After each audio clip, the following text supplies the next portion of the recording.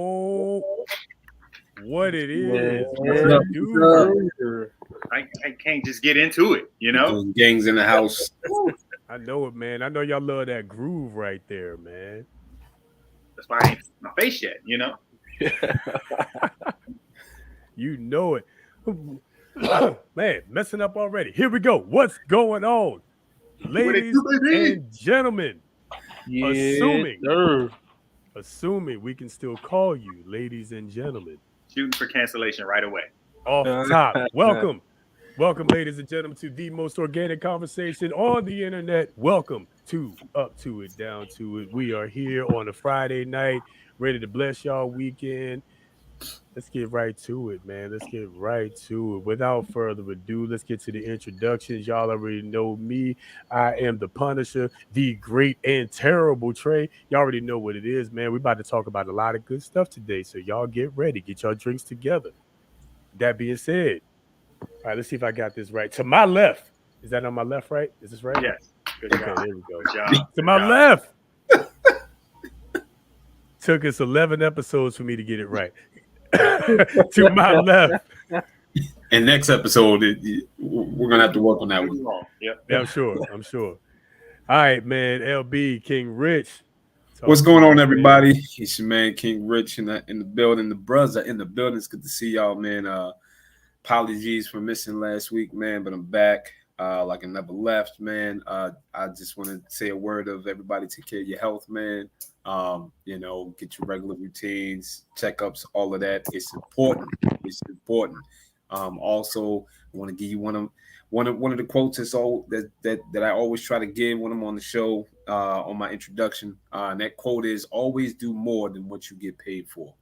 And the idea behind that is you're making an investment in yourself. All right. Stop chasing this money. Make this money chase you. You're making yourself valuable. So always do more than what you get paid for. Now, I'm not telling you to be a doormat either. All right. Don't be a fool out here. Don't get humiliated. Stay humble. Go ahead and get your money. Right. But you got to make yourself valuable. Always do more than what you get paid for. Yeah, but once again, I didn't know we was going to church. You You saying amen.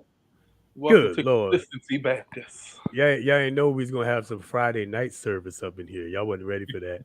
Well, Nah, man, that's real talk. LB, it's good to have you back, man. You were definitely missed last week. Both of you. We'll get to Q in a second, but you were definitely missed last week. So looking forward to having your impact and your input today. That said, bottom left corner, right corner, left corner. Right below you. Right below the to my left. Force, talk to us, brother. What's good, everybody? Matter of fact, I'm gonna talk to y'all like this. Whenever it's something father going on, I got to get the two parts in the side. Shout out to the cut guy Carlton, who got me right for the show. Hope he's on. That's my guy. It's the longest relationship I've been in is with my barber. So shout out to him. But it's Father's Day weekend, so shout out to all of the fathers out there, father figures. We appreciate y'all. Y'all are stand up people. Do your job. Keep showing up. We appreciate you, and we raise a glass to you. And as we raise the glasses, y'all always know I'm on something. So in the glass, we go in Captain Morgan private stock, upper echelon version of Captain Morgan, super smooth, so you can drink it straight. But the red cup, because it ain't no party without the solo cup party. It's good old fashioned regular Captain Morgan. Never fails. It's cheap price but a good mix. So that'll be rum and coke in the cup all night. Y'all go ahead and get your drink on. Already, let's get it. Yes, sir. Let's get it. I'm excited. With that said, back in this bit, also like he never left. There it is. Fresh off celebrating the birthday in Nolans. Q, Kamikaze, talk to us. What it is, y'all. Y'all missed me, man. I missed y'all. What's good, everybody? And of course, your boys back from Nolans. Yes, sir.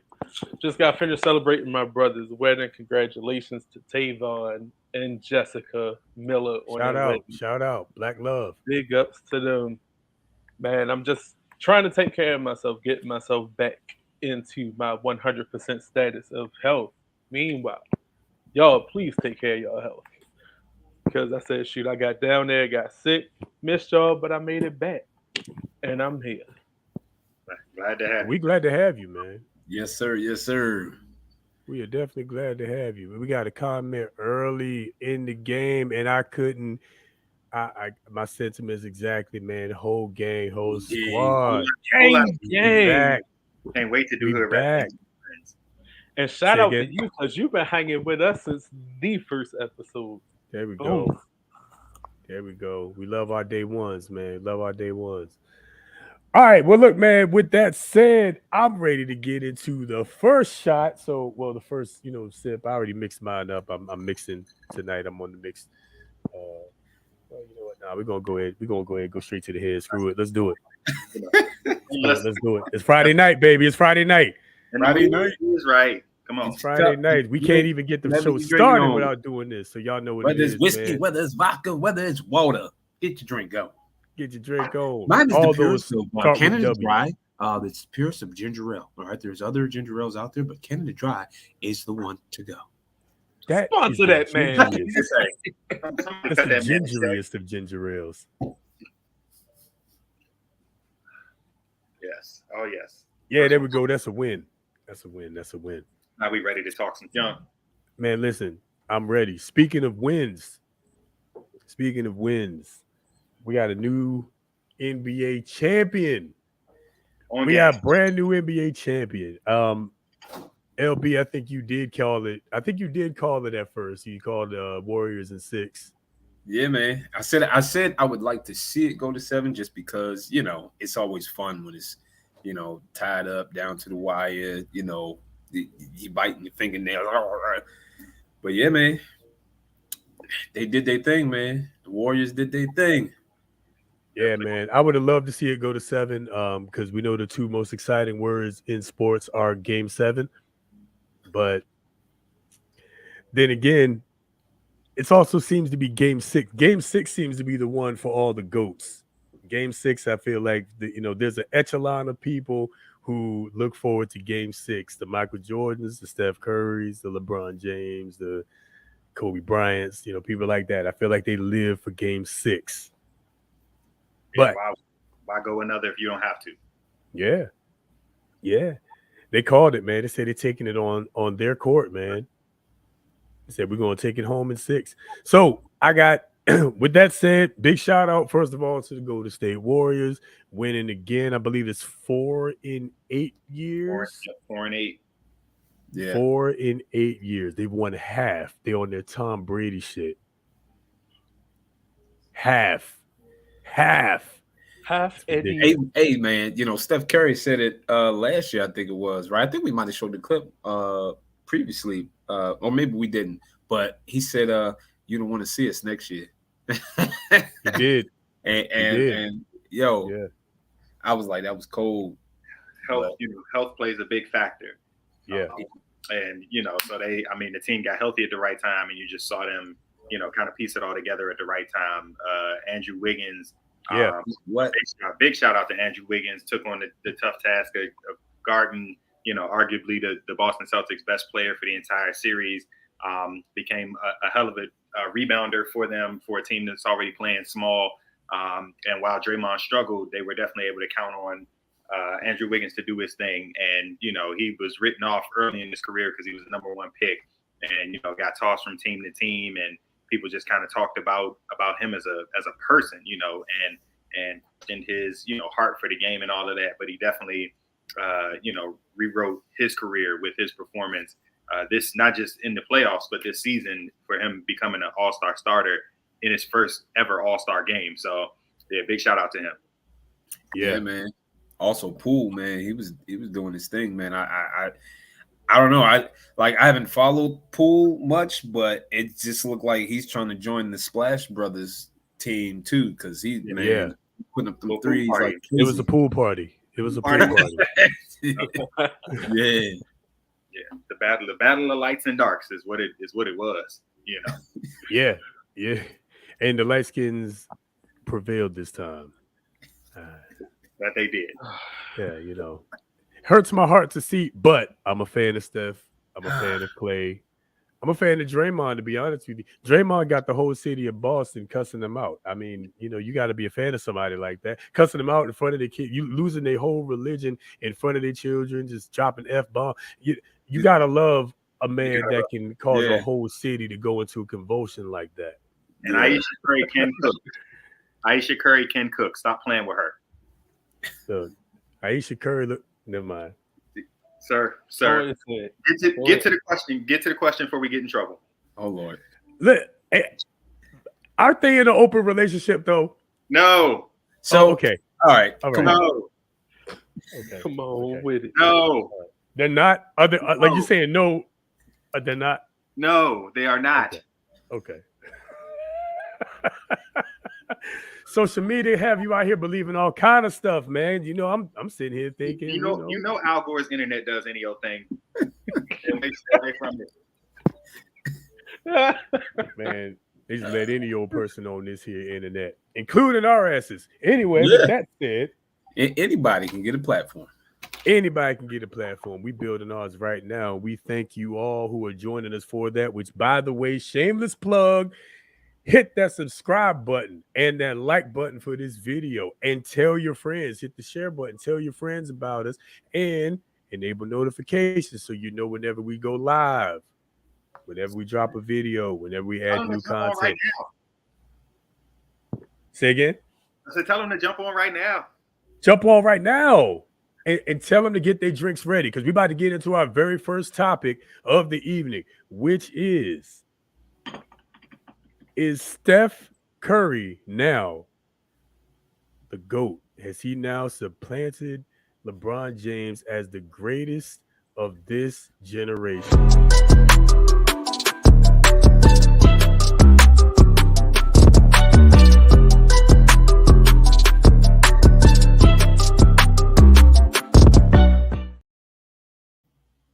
That liquor went straight to your head. You said supplanted. I did. Surpassed. I meant surpassed. I definitely said supplanted. You're right. I meant surpassed. But hey, man. Well, hey, has he surpassed LeBron James? What y'all think, man? I'm gonna say no. And I mean, like, I like the way Stephen A. says it. People get carried away when you say no to things, not realizing that the thousands and thousands of people who have played the game, that you're having a discussion around the top, 10 or 15 players to ever play it. So it's a compliment to be in the top 15 out of some, 10,000 plus people who have played the game before. Steph Curry's had an incredible career. It's nowhere near over. So I believe he will find his way into the top 10. I think he's like 9, 10 now. I would really want to get that list, and really sit down with it. But definitely no lower than 12 is where I see Steph Curry right now. And just the season he had this year, to break the record for most three-pointers, period, regular season, postseason combined. He broke that record this year. Broke the record for most threes in an All-Star game. Won the All-Star game MVP, which is now named after Kobe Bryant. Rest in peace, Kobe. Then, to become the first ever recipient of the Western Conference Finals MVP, named after Magic Johnson. Then to win his fourth championship, only to follow that up with the Finals MVP. He's had a year unlike anything. First team All NBA. He's done everything that you can possibly do. There are just a couple hangups that make me think about the GOAT status. You think about LeBron James, who has for 19 seasons been a pillar of health up until the last couple years. Steph Curry had a lot of injuries on the front end, which is kind of how they built their dynasty. He re-signed on a very team-friendly contract because he was often injured. So he really didn't hit his stride for a few years. So I think he's got to do a little bit more. If he wins another championship, I'm putting him ahead of LeBron. But at the same time, LeBron is the only player in NBA history with 30,000 plus points, 10,000 plus rebounds, 10,000 plus assists. So it's numbers that, even for him, we've never seen by anybody else. But he's, Steph Curry's still making his way. He's in his prime right now. So I don't think he's near done. I agree. Rich, what you think, bro?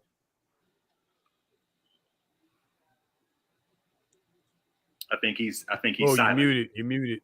We got I think we got no volume from you, LB. We got no volume. He's miming is what's happening. He's not mic'd up.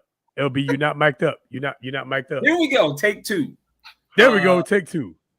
Yeah, I just wanted to see if y'all were working on your lip reading.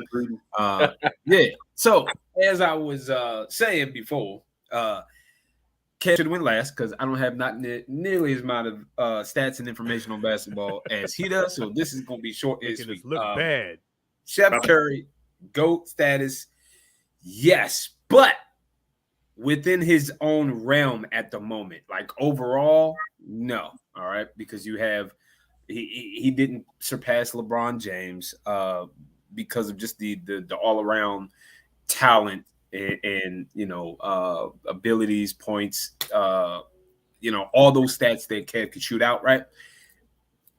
No, he hasn't surpassed that yet. But as a 3-point shooter, absolutely. As a within his own realm, yes, he's the greatest of that, right? And so I think, like Kev was saying, it's going to take a little bit more time, for us to really say he's the greatest of all time in this category, within his class, I should say.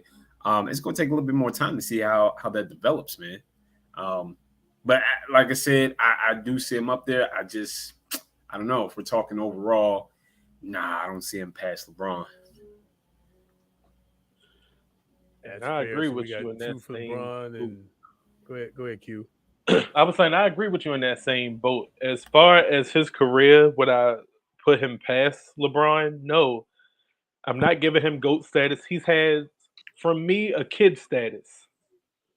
Because right now he's like kid, like baby GOAT. I was gonna say you gotta, because I don't want to water down his accomplishments. He's doing great, and I give it to him. They're both awesome, but he's still got a little bit more work to put in compared to everybody else that's listed above him in the greats. Is he almost there for me? Yes, but at this moment, I feel like LeBron got a lot more to put out there.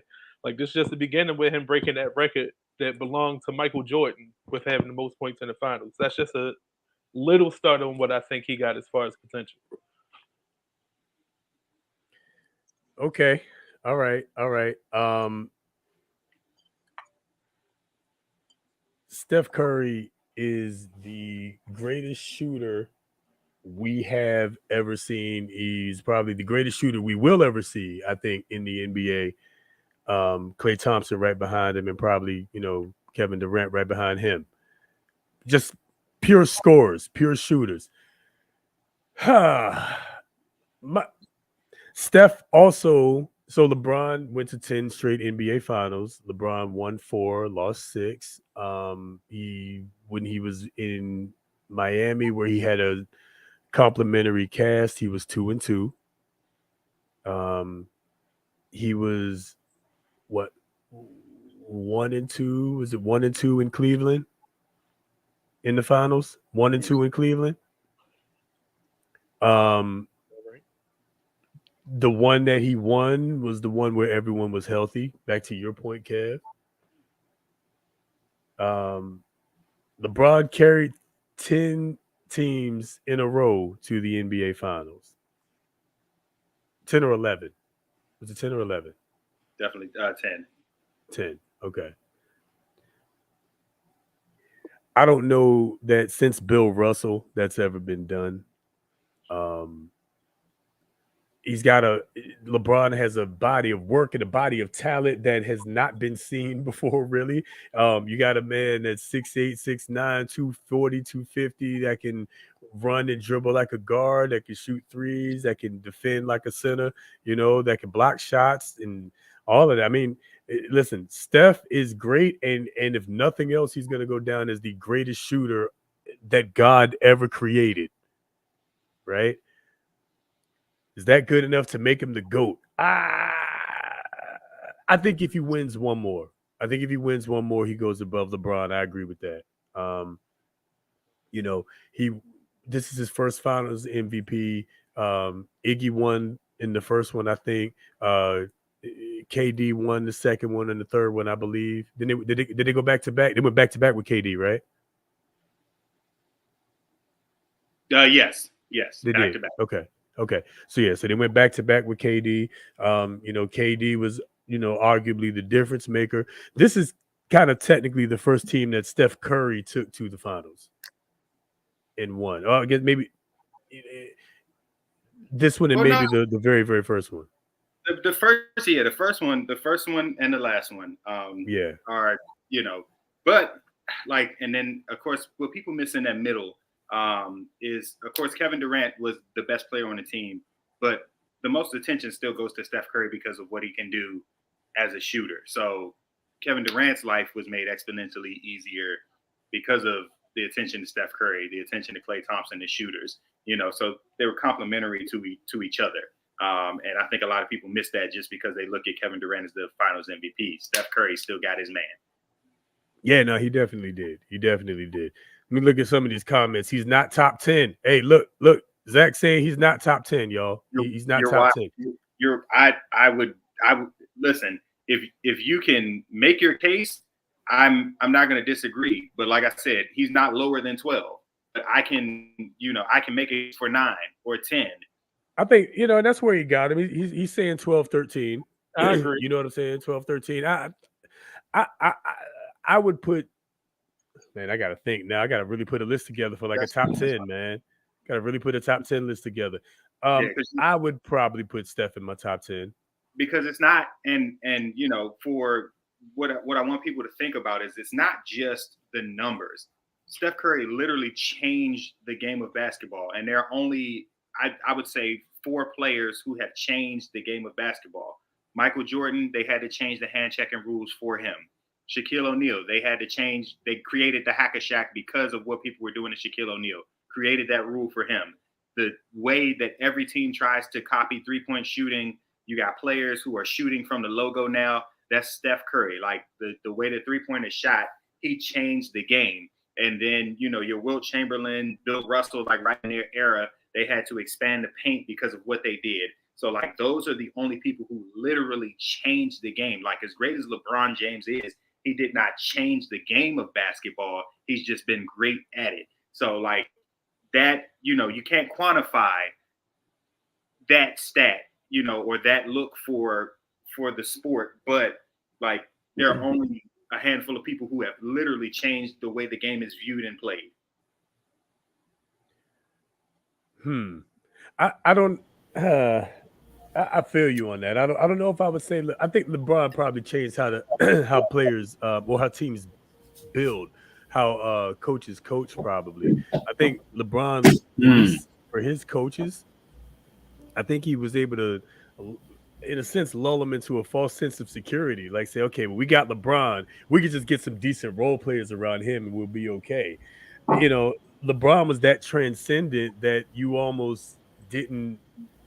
It almost didn't matter who you put around him. It didn't matter who was on the team. It didn't matter if he didn't have a second superstar. It didn't matter any of those things. That's something that's unique to LeBron James, I think. Which is fair. No, I don't know. Y'all let us know, man. Y'all keep letting us know in the comments. We appreciate that. All that feedback here. I will say though, it's gonna be hard because that 3-point record wasn't that Steph's record already. Did we already have that record? He had the playoff one, and then he broke the regular season. Then he broke it all together. He's just breaking the records. He's out of control, man. Yeah, he's out of control. He's the greatest shooter God's ever created. Lights out. Straight up and down. And just because I know we got some new people who are joining us. We're not going to stay here. We're going to get to the debauchery. We do a little bit of everything. So y'all, if sports is not your forte, y'all just hang in there with us. We're going to get to the hood rat things that we like to do. Yeah, don't worry. We're gonna get canceled soon enough. Don't worry. Soon enough. Yes.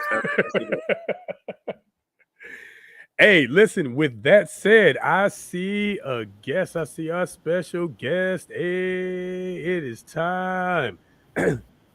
Shout out to the hood rat stuff. We got people who are waiting for the hood rat. waiting for the ratchet stuff. There it is. Bringing All the right. ratchet. We are here for it, man. So listen, guys, we are excited. We got our special guest here with us for the evening. She's going to talk about a little bit of her business and her story, man. This is going to be fun. So let's get straight to it. Get your glasses ready and get her ready. Get ready to welcome her.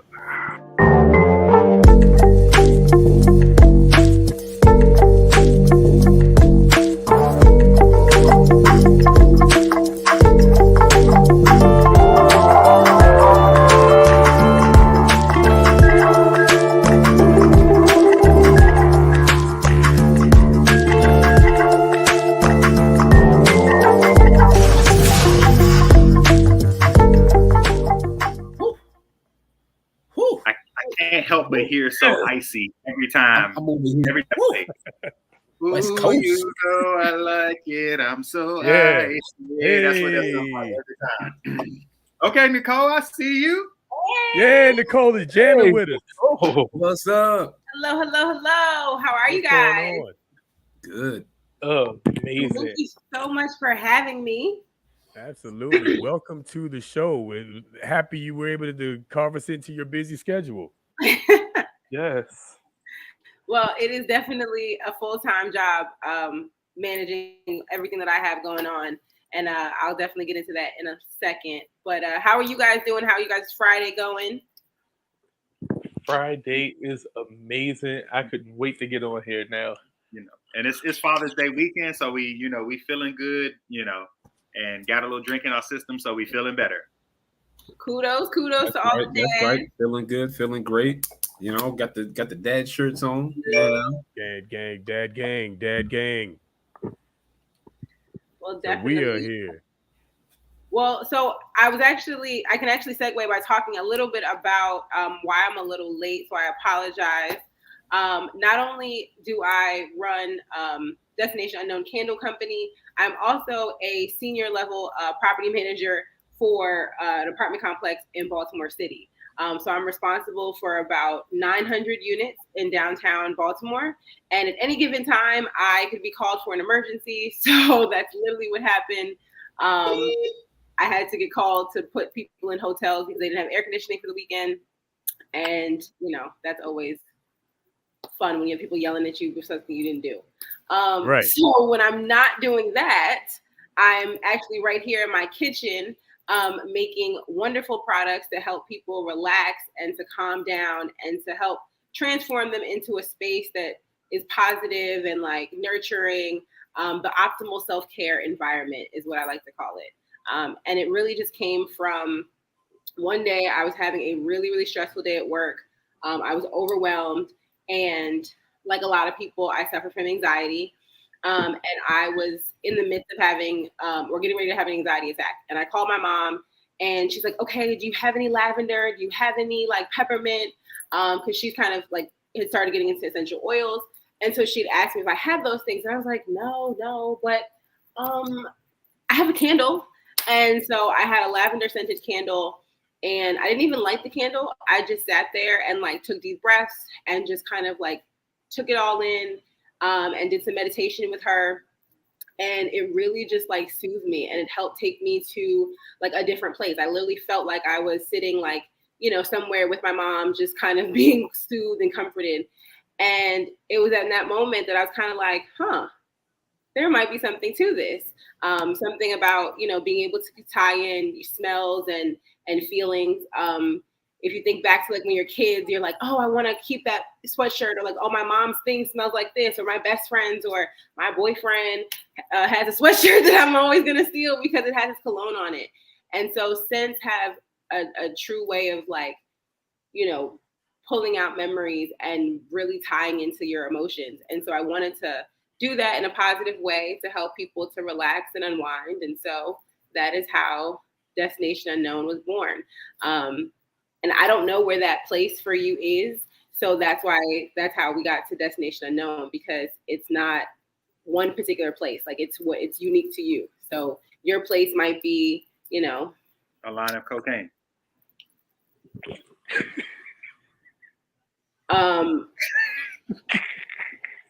we don't endorse that, but if that's your thing, go ahead. We endorse more of the herbal remedies, okay? Oh, so marijuana is what she's saying. Exactly. Like that I will stand behind 100%. And I will also stand behind the fact that where is it? Okay, so this actually hold on, where is it? Right here. Shout out to all my pot smokers in the comments. This right here. Herbal enthusiasts. This is our room spray. It's an all-natural room spray. It's called Fresh Start. And it is an odor eliminator. And basically, it will get rid of whatever you had going on and will bring you back to the original kind of smell. I live in an apartment. I smoke weed every day. Nobody knows. This is a Fresh Start. So, if nothing else, this is definitely a lifesaver when it comes to like getting rid of odors. I also am part Jamaican, so whenever I make curry or anything like that, everyone is known. Everyone hates. Oh my God, you can't make it in the house. No problems. Fresh Start gets it gone. And this is the candle. So we're not only advertisers, we're clients. So like I'm inhaling this like we did glue in elementary school. Fresh Start, it smells wonderful. Okay. No, that's big facts though. We were legit inhaling that for real when we came over to Kev's house for the live show when we were all together. That stuff smells amazing. I still have to sit kind of in my nose for real. It was great. It was phenomenal. Listen, warm embrace was it. Burning as we speak. Burning as embrace. This is a warm embrace reed diffuser. So for those who can't burn candles because you're in the office or because you're a student and you just can't have them, or you have like an elderly person, I actually came up with reed diffusers for my grandmother because she really wanted to support my products, and she was like, I want to get something, and she's 90, and so she can't burn candles. So this was actually an inspiration. I made this, inspired by her. So warm embrace is definitely one of my favorites. And it comes in all four products. And just speaking to sniffing it, because all of our products are 100% all natural, you can sniff it all day long. I wouldn't recommend eating it, but you definitely can inhale it and sniff it, and without worrying about getting harmful toxins or parabens or anything else like that. I wouldn't do that with any other candles, but 100% soy, you're good to go. So guys, look, in the last two, my bad, hold on, hit the button too many times. There we go. Okay, guys, in the last 2 weeks, we done gave y'all 2 all natural Black woman ran and owned businesses, and we want to promote some more. These are all organic products, as you said. It's all natural stuff. You can schoolhouse glue it all day, like we were saying, and it's totally fine. Guys, check her out, man. I got the website right here at the bottom. You have an Instagram handle as well? Yes. So the Instagram is DU Candle Co. Just all spelled out straight. So it's the same as the website. You just take the www.com off. And we're gonna get that Twitter together too, because I found it. So we're gonna get that Twitter together too. We want you everywhere. Thank you. It's crazy because I don't think a lot of people realize that the other side of being an entrepreneur, especially like in today's society, is that you have to be a content creator. You have to know how to like master social media. And, I had always been on social media for fun, but never like super intentional. And so now I'm like, oh my gosh, I have to make reels. I have to make posts. I have to remember to tweet and, so it's definitely like one of those things that I think that for anybody who's looking to get into entrepreneurship, just know what you're getting into because it's not just about the product that you have. It's also about marketing. There's a whole business component, like a legal side of it. So yeah, it's definitely not for the weak, but if you are passionate about what you do, you are going to be just fine. And actually, Rasharda just commented about a new product that we have that was released at a candle making class that we have. And so we had a candle making class a couple weeks ago.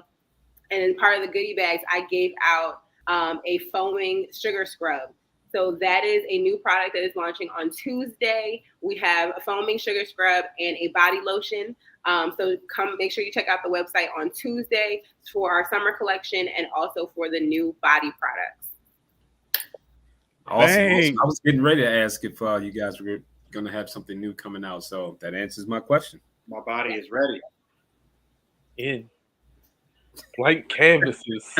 Listen, There we gotta go. have We that. are all We here gotta have for that silky smooth it. skin for the summer. You know. There it Make is. sure, That's make sure right. that you can't have your hoochie daddies on if your legs are scaly. Shout out No, to that's the real talk. I bought- Hey, they don't count as hoochie daddy shorts if your legs is all ashy and scaly, right? That's what I've been told. there it is. I do have to work on my tan too. So yeah. I got my Yeah, first pair, so I'm ready. Yeah, word. I got mine on standby. We good. We're not good. skipping leg day either.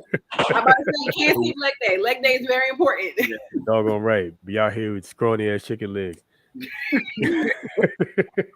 So I got to go ahead, Oh, go ahead, Kev. Go ahead.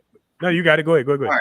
I was gonna say, so what's your favorite part of the entire process? You know, running the business, customer relations. Like, what's your favorite aspect? Great question. My favorite is the creative side. So being able to blend fragrances and being able to, especially now with doing the body products, being able to just kind of create something from nothing, and then customer reaction is definitely it. So being able to, experience people and know that people really like it. I have a friend who has Crohn's disease, and she has always loved candles, but she's never been able to burn them. Like she can have them in her house, but she was never able to actually light them. And so in doing some research about my business, when I first started, she wanted to support, and she's like, let me try it. It's all natural. And she realized that 100% soy candles are the only soy candles that she can burn. And so while she now supports other businesses too, it was great to know that my products and something that I was very intentional on was able to unlock a whole world for somebody else.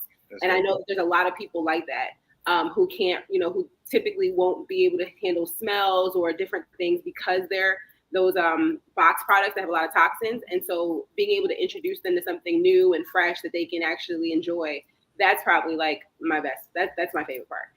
That's dope. Yeah. That's phenomenal right there. That's phenomenal. Shout out to black women. Shout out to black women.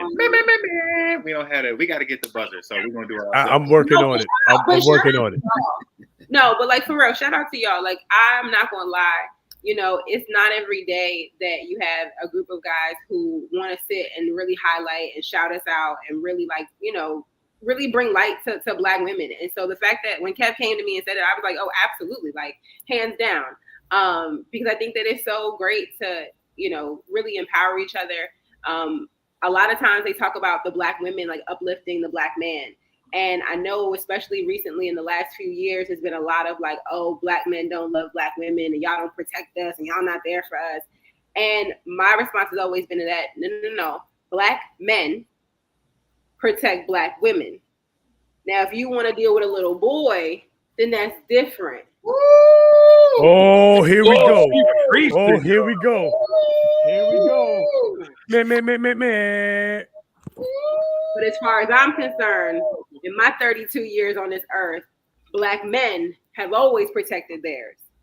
Go on and say it again. Say it again for the people in the back. So I'm just saying, stop. There is a difference, and it's not just about age either. It's definitely not just about age. Mm-hmm. And so that's definitely, coming from a woman, I can definitely say that. It's not, there are things that we look for. My dad told me a long time ago, if he can't protect you, if he can't provide for you, then there's no reason why you are producing with him. I'm about to move to the piano and strike these chords up. There it is. I feel that where's my church? LB, we went back to church. Yeah, we did. We went back to church. Y'all done took us to church twice on this Friday night. Yeah. But I can get ratchet too. So if y'all want to go there, we can do that. You know what I'm saying? This is gonna be the most ratchet church y'all ever been to in the history. What they say, of the world. half holy, half hood. Yeah, there you go. Yeah, welcome to Holy Hood. This is Holy Hood right here. Let's put it in the Gate Ministries. My goodness, man! Listen, I'm glad you said that. Actually, that kind of, in a sense, kind of segues us into one of our topics here. I'm not sure how much time you have. You got to stick around. I'm good. Oh man, well, Oh, this is going to be fun. Because when we were talking about this initially, it was just going to be the fellas. We didn't have the ladies' input, but we got the ladies' input here. Oh man. A Oh lot of man. pressure, I feel. Hey, Ugh. yeah, Put us all on my back. oh man, see, I'm here for it. I'm ready, man. I'm ready. Well, in that case, let's get right to the very next topic. We're talking about emotional maturity. Emotional maturity, specifically dealing with relationships, because quite frankly, if we're dating and the purpose isn't to lead towards marriage, what is it for? That said, get your glasses ready. It's about that time. Let's go, baby.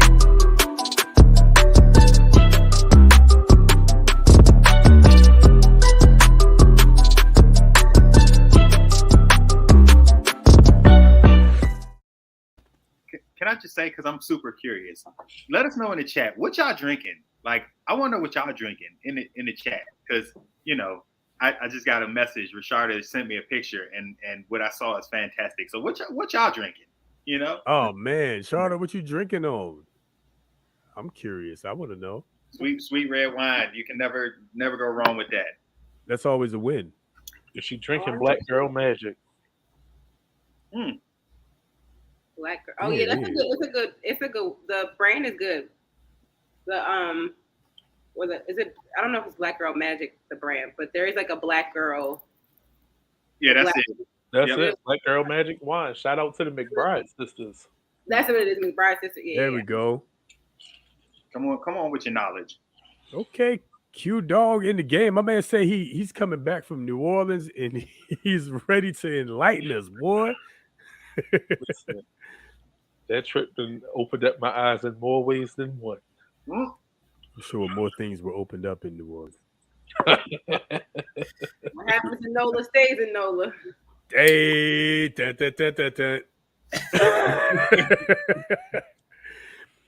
all right, man. Look, I'm working on the queuing up part. Okay, y'all, give me a second. I've been drinking. But body rolling, trying to get you. We were trying to buy you some time on the body roll. There we go. They got the red and black tree bench going. You see that, LB? I see it.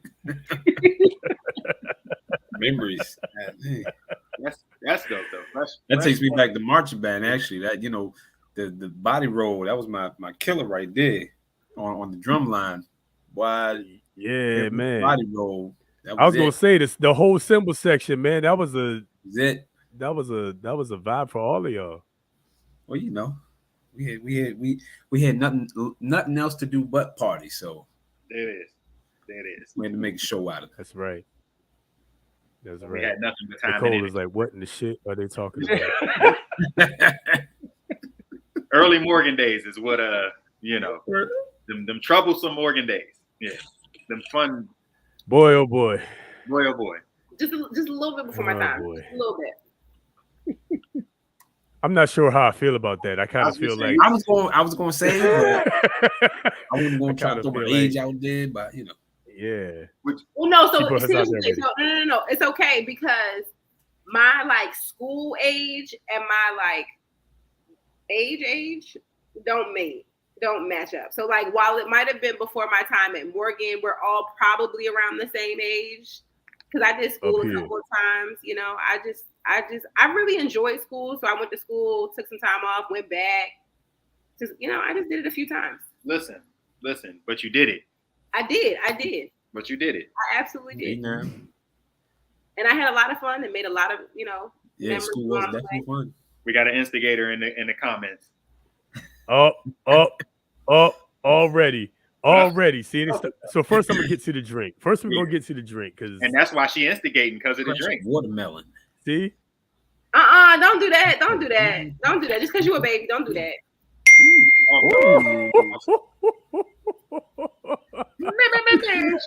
30 and over club card over here, okay?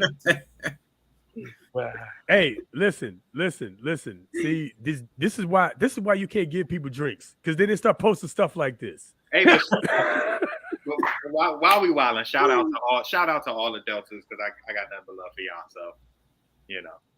Big facts. Yes. Big facts. Big facts. Man. You got this queued up yet, Trey? I'm ready to talk some junk. I'm ready, man. I'm ready, bro. We had all our trash talk going on for a second, but we about to get right into this real fast. Here we go.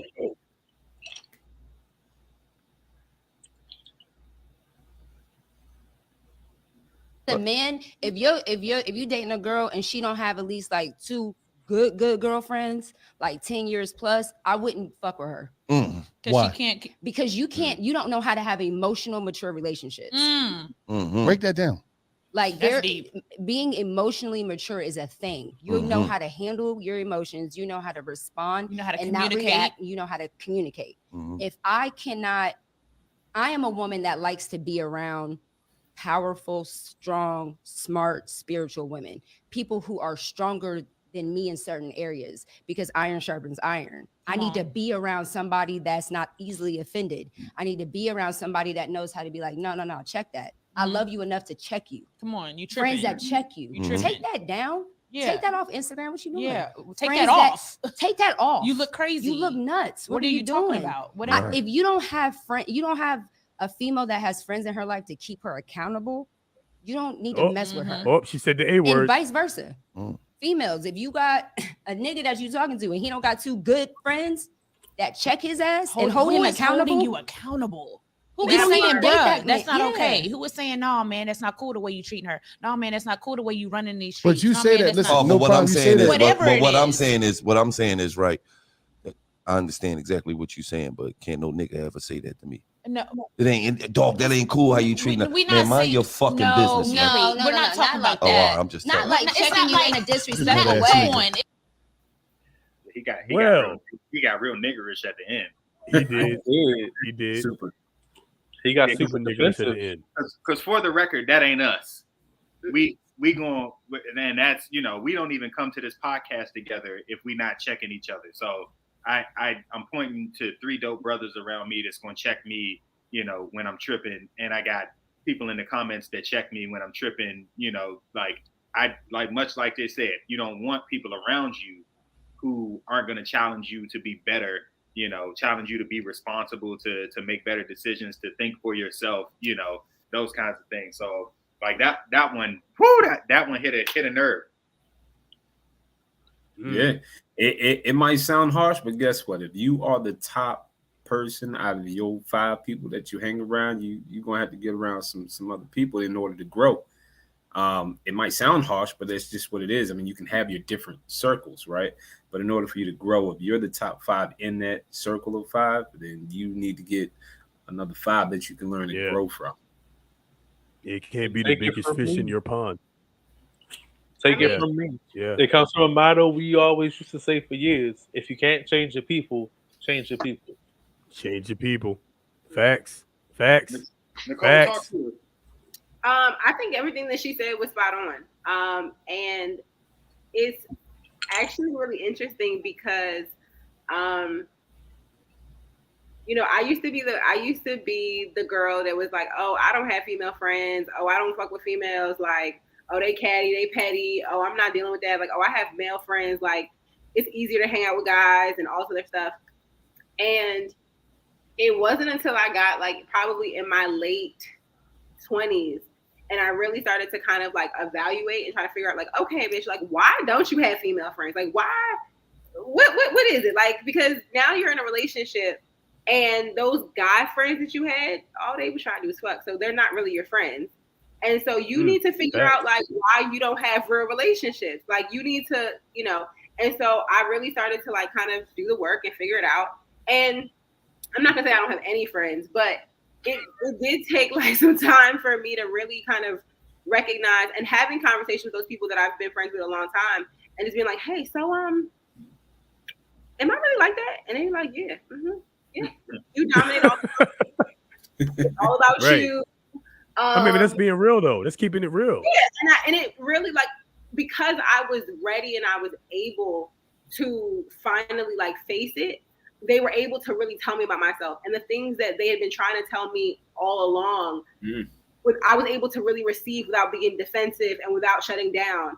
And I'm like, why didn't y'all tell me this? And they're like, Nicole, there was no way that we could have told you this, that long ago. Like, we cared about you and we weren't gonna let you do anything to hurt yourself, but you had to go through that. You had to come to this realization on your own and really be like ready to receive it. And it's definitely made our friendships better. It's made made me able to start new ones and have positive relationships. But I think it's definitely important for as females that we do the work to be emotionally mature. And I think that we assume that, females are more, we're more mature than men. So that's what everyone always tells us. So we just assume that we have that nurturing, like it's just innate. And those do are you two think that? Do you think that's true? Do you think that's true that women in general are just more mature than men? I don't think that it's true in general. I think that we just mature faster. And I think that has a lot to do with biology. Like our bodies she said the B word too. No, because our bodies start to do things faster that require a higher sense of like cognition and like you have to grow up fast. You know what I'm saying? Like you just have to become more aware. Like, my mom had to sit me down at like 9 years old and explain to me what was happening in my body. You know what I'm saying? Like that requires you to grow up a little bit. Like you have to be what? Oh, what she said? No, you keep talking, but these comments are popping. I'm gonna get to him. I see him. We do have to do more. Like it's just, how often are you as the older sibling, as a girl, you are required to like, just the expectations are higher. Like you have to clean up, you have to cook, you have to like, we're just reared to be more domestic and like do more mature things. Like guys are pushed to go outside and play and have fun and explore and like go. And we're like, no, stay here and learn these little life skills you need to have. That's interesting. I can understand. And I mean, it's kind of for different some things to talk about, like even, with how young boys are treated. Like, oh no, you're a big boy. Stop crying. Boys don't cry. They don't do this. Like you push, your young men in this, you got to be tough. You got to be whatever direction. And we tend to push girls in a more domestic direction, like she said, oh no, you're going to play house and you're going to learn to cook and you're going to, that kind of thing. So like we're shaping. But isn't that more of a nature versus nurture thing though? I'm playing devil's advocate real quick. Isn't that nature versus nurture? I think it can be a little bit of both. Because, and again, when you know better, you do better. So I'm allowing my son to express his emotions, and I'm also making him help me load the dryer. You know what I'm saying? Right. And also showing him how to shake seasonings over food. So like, we're going to get the best of both worlds. You're going to have a tough aspect to you, but you're going to have a domestic aspect because you don't want somebody else to do it for you. So like, we don't have to put anybody in a box in that way. And I think for a long time we have, kind of put men on one track and women on another track instead of, kind of embracing what it is that they like as they're growing. Yeah, I definitely think that it is. It's definitely nurture. It's not nature. It's definitely about like how society socializes and how we determine what it means to be a boy, what it means to be a girl, what gender roles and all of that. And I think that our generation is doing a better job of moving the needle forward and to getting rid of blurring those lines and getting rid of gender roles. Like Kevin said, like, there's nothing wrong with being strong and also knowing how to cook. Like, there's nothing wrong with being sensitive and also being able to like, change a tire. Like, they're not mutually exclusive. Like, you can do it all. Right. I think that our generation, like, if we learn from, I don't want to say the mistakes, but if we learn from the things that the past, and we keep just moving forward, then we'll be in a better place. And so then our kids won't necessarily be having this conversation because they, it won't be like that. It'll just be like, oh, that's what you're supposed to do as a human. Like, what you're supposed to do as a person in any type of relationship, whether it's friendship, platonic, whatever. That's just what you're supposed to be doing as a decent person.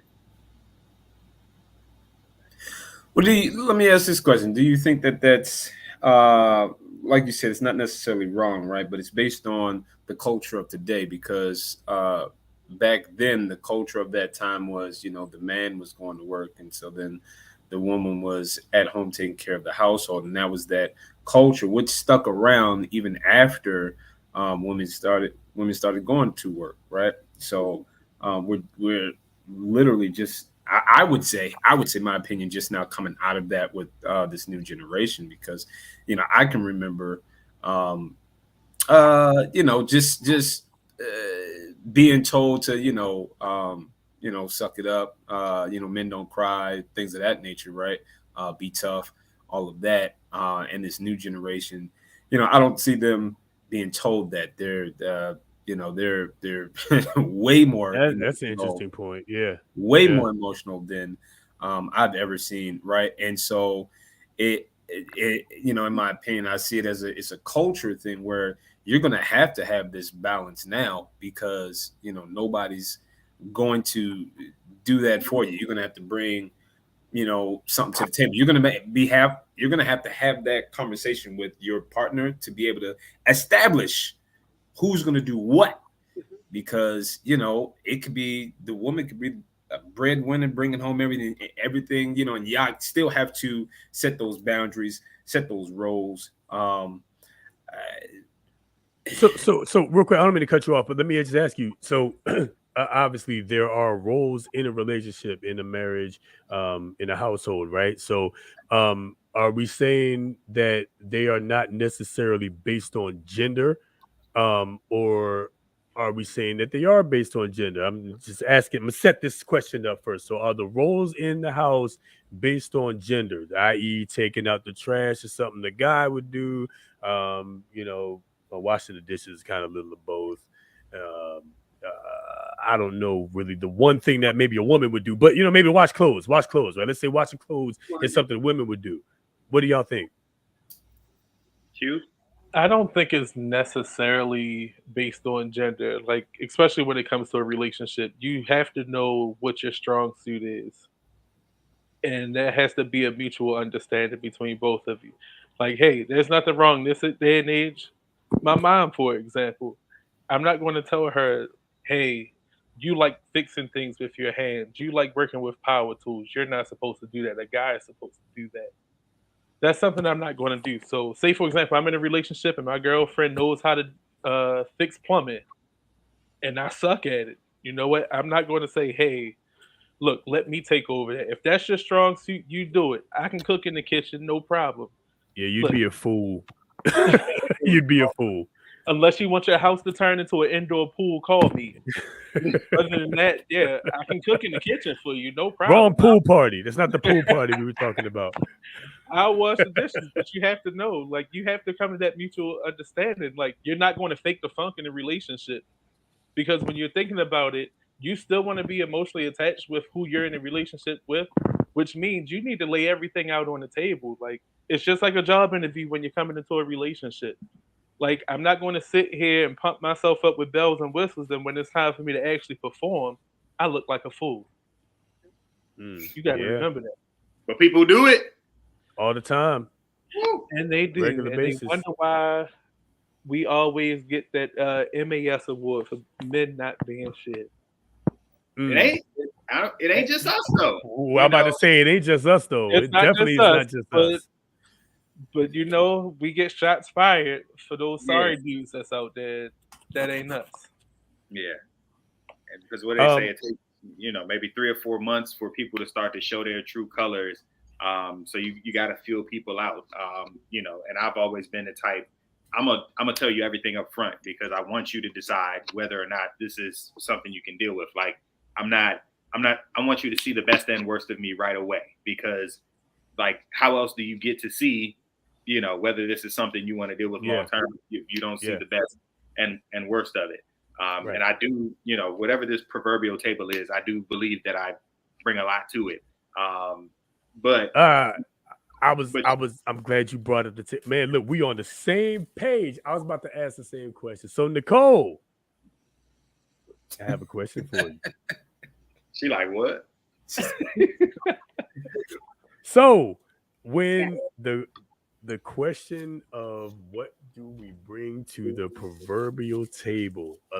Now, recently, when what I've seen on social media is women have been insulted by this question. Well, what do you bring to the table? What are your thoughts on that? And then we're gonna get to some of these comments. What are my thoughts if somebody were to ask me, what do I bring to the table? Yep.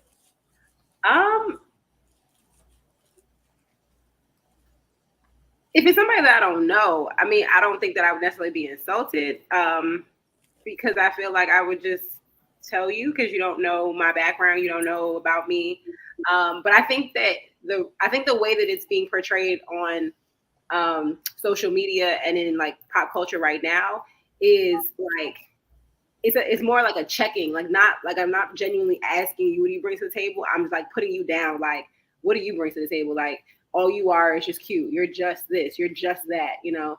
And so it's not like a genuine inquiry. It's more of a backhanded compliment or like an insult, if you will. So I think that's kind of why it's being taken the way that it is. Also, I think that the person asking has a lot to do with it too. So I think that it has a lot to do with like guys who don't have anything else. Like you don't even have a table for me to bring anything to. So how Damn. Oh, shots fired early. I really think that that's where like the animosity comes from. Like, how are you going to question me and you don't got your ducks in a row? Like, she said, "That ain't your table. That's your mama's table. Where Damn. your table at?" Yeah, she said you bringing bowls to your mom's table. So I think I think that's kind of where like the spicy reaction comes from. It's like, you know, because I feel like if you're equally yoked, like you respect it, you understand that it's a real conversation, and you're not looking at it like that. You know, you're really just kind of trying to figure it out. But I think that too often we have people who are dating or trying to pursue people outside of their lane, if you will. And I guess for me, when I hear the question, I think it's personally offensive because it almost sounds like you're not trying to take the time to see.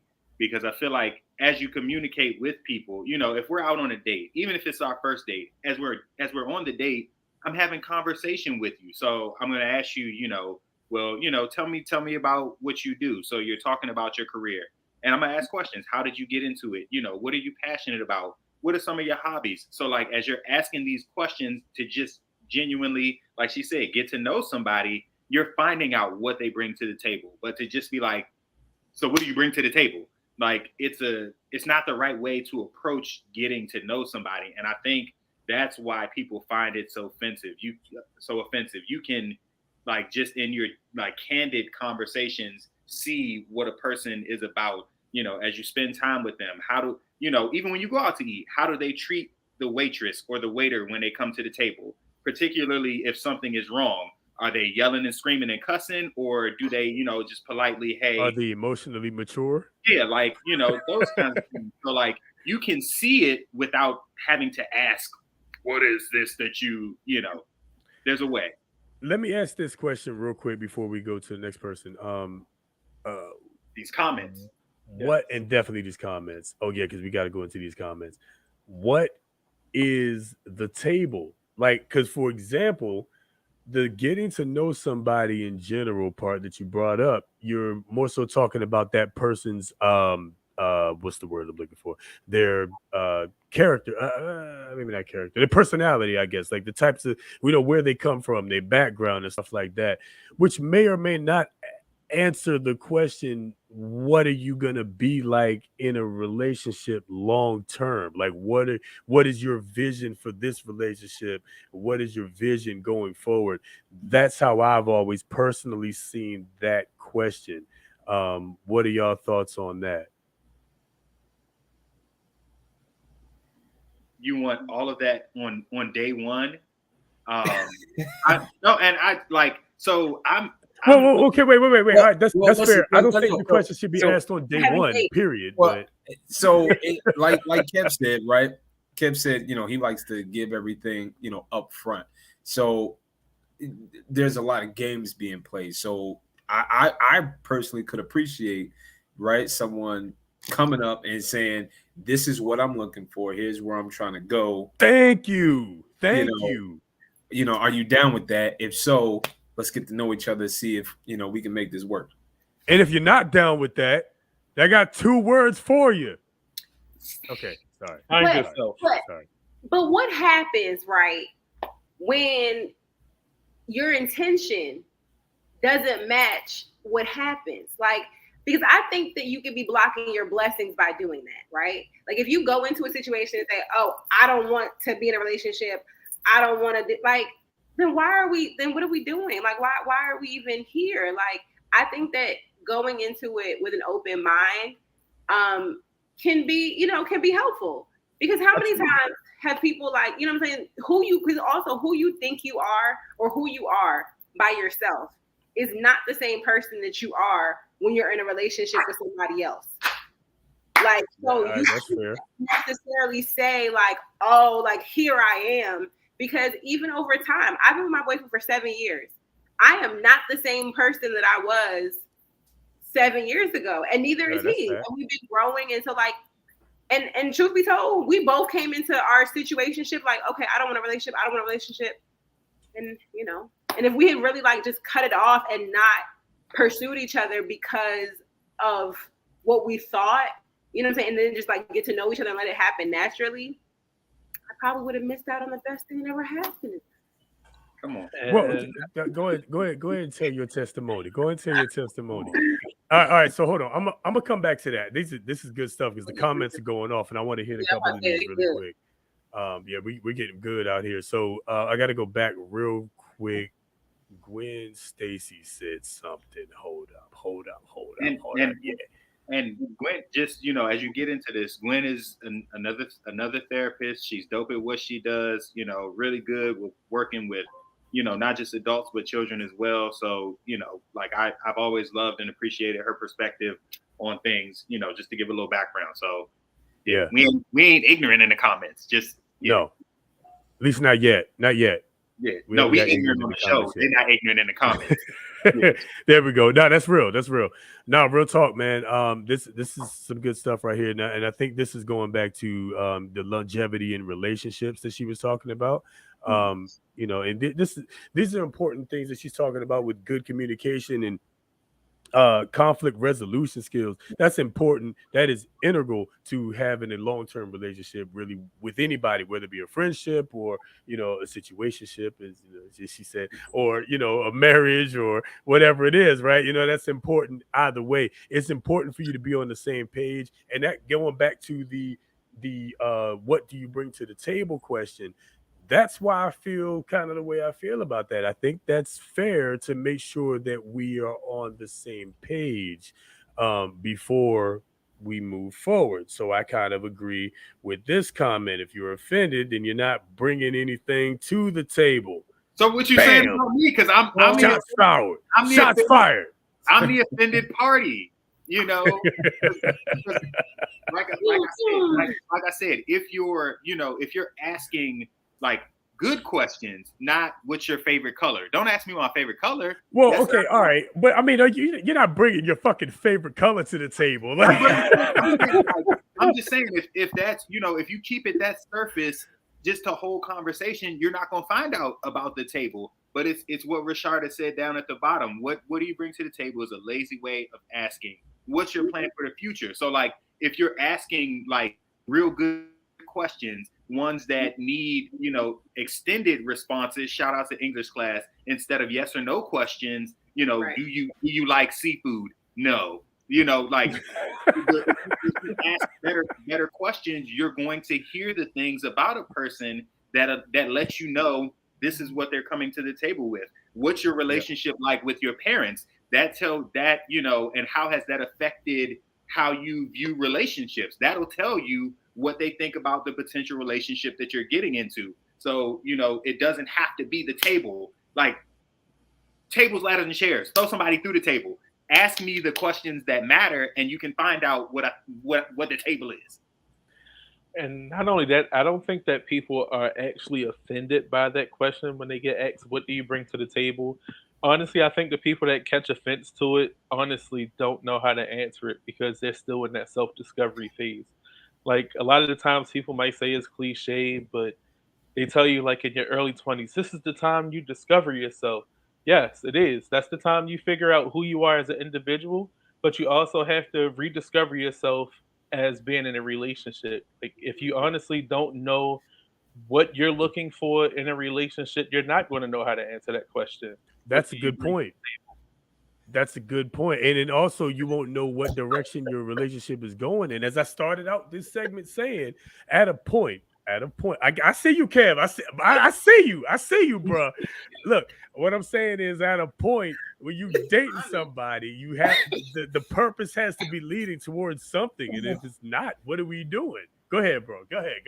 I am the offended party.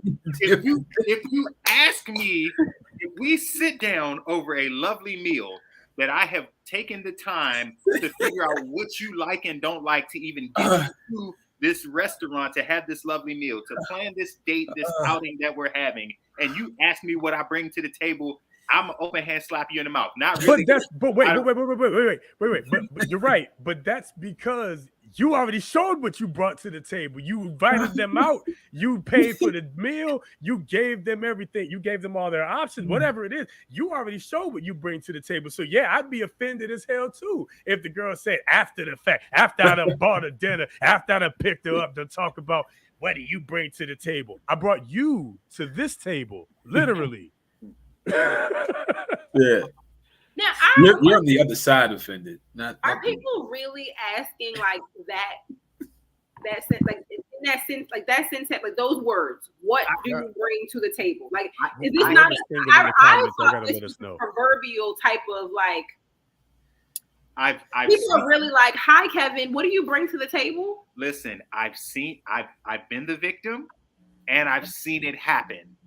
That like you literally sit so like, and I mean it feels more like an interview than a date. So like, why you? Why should I? And you're like, excuse First me. of all, I just like, and it, but that also quickly lets you know that that's gonna be the last date. Like I'm not gonna walk out on you and not take care of the check, but like that'll be the last date that we have. But I have literally been presented with it that way, and the question may not be asked like that, but just your tone, your demeanor, your approach to it is a what do you bring to the table kind of thing, as if like you've arrived. And listen, you could be the best person on earth, but again, your tone and like your approach still says a lot about who you are. So, like I've seen it, it's happened to me. I've seen it with other people. So it's a real thing. This is I don't a even good like comment. that question about on a job interview. Why should you hire me? If you don't want to hire me, then don't, bitch. Yeah. You asked me to come interview, so you saw my resume. You already like what? You need me. Yeah, clearly you need me. There's a better. Sometimes, okay, hold on. I've asked some businesses, what can you do for me? I've asked absolutely. No, straight up.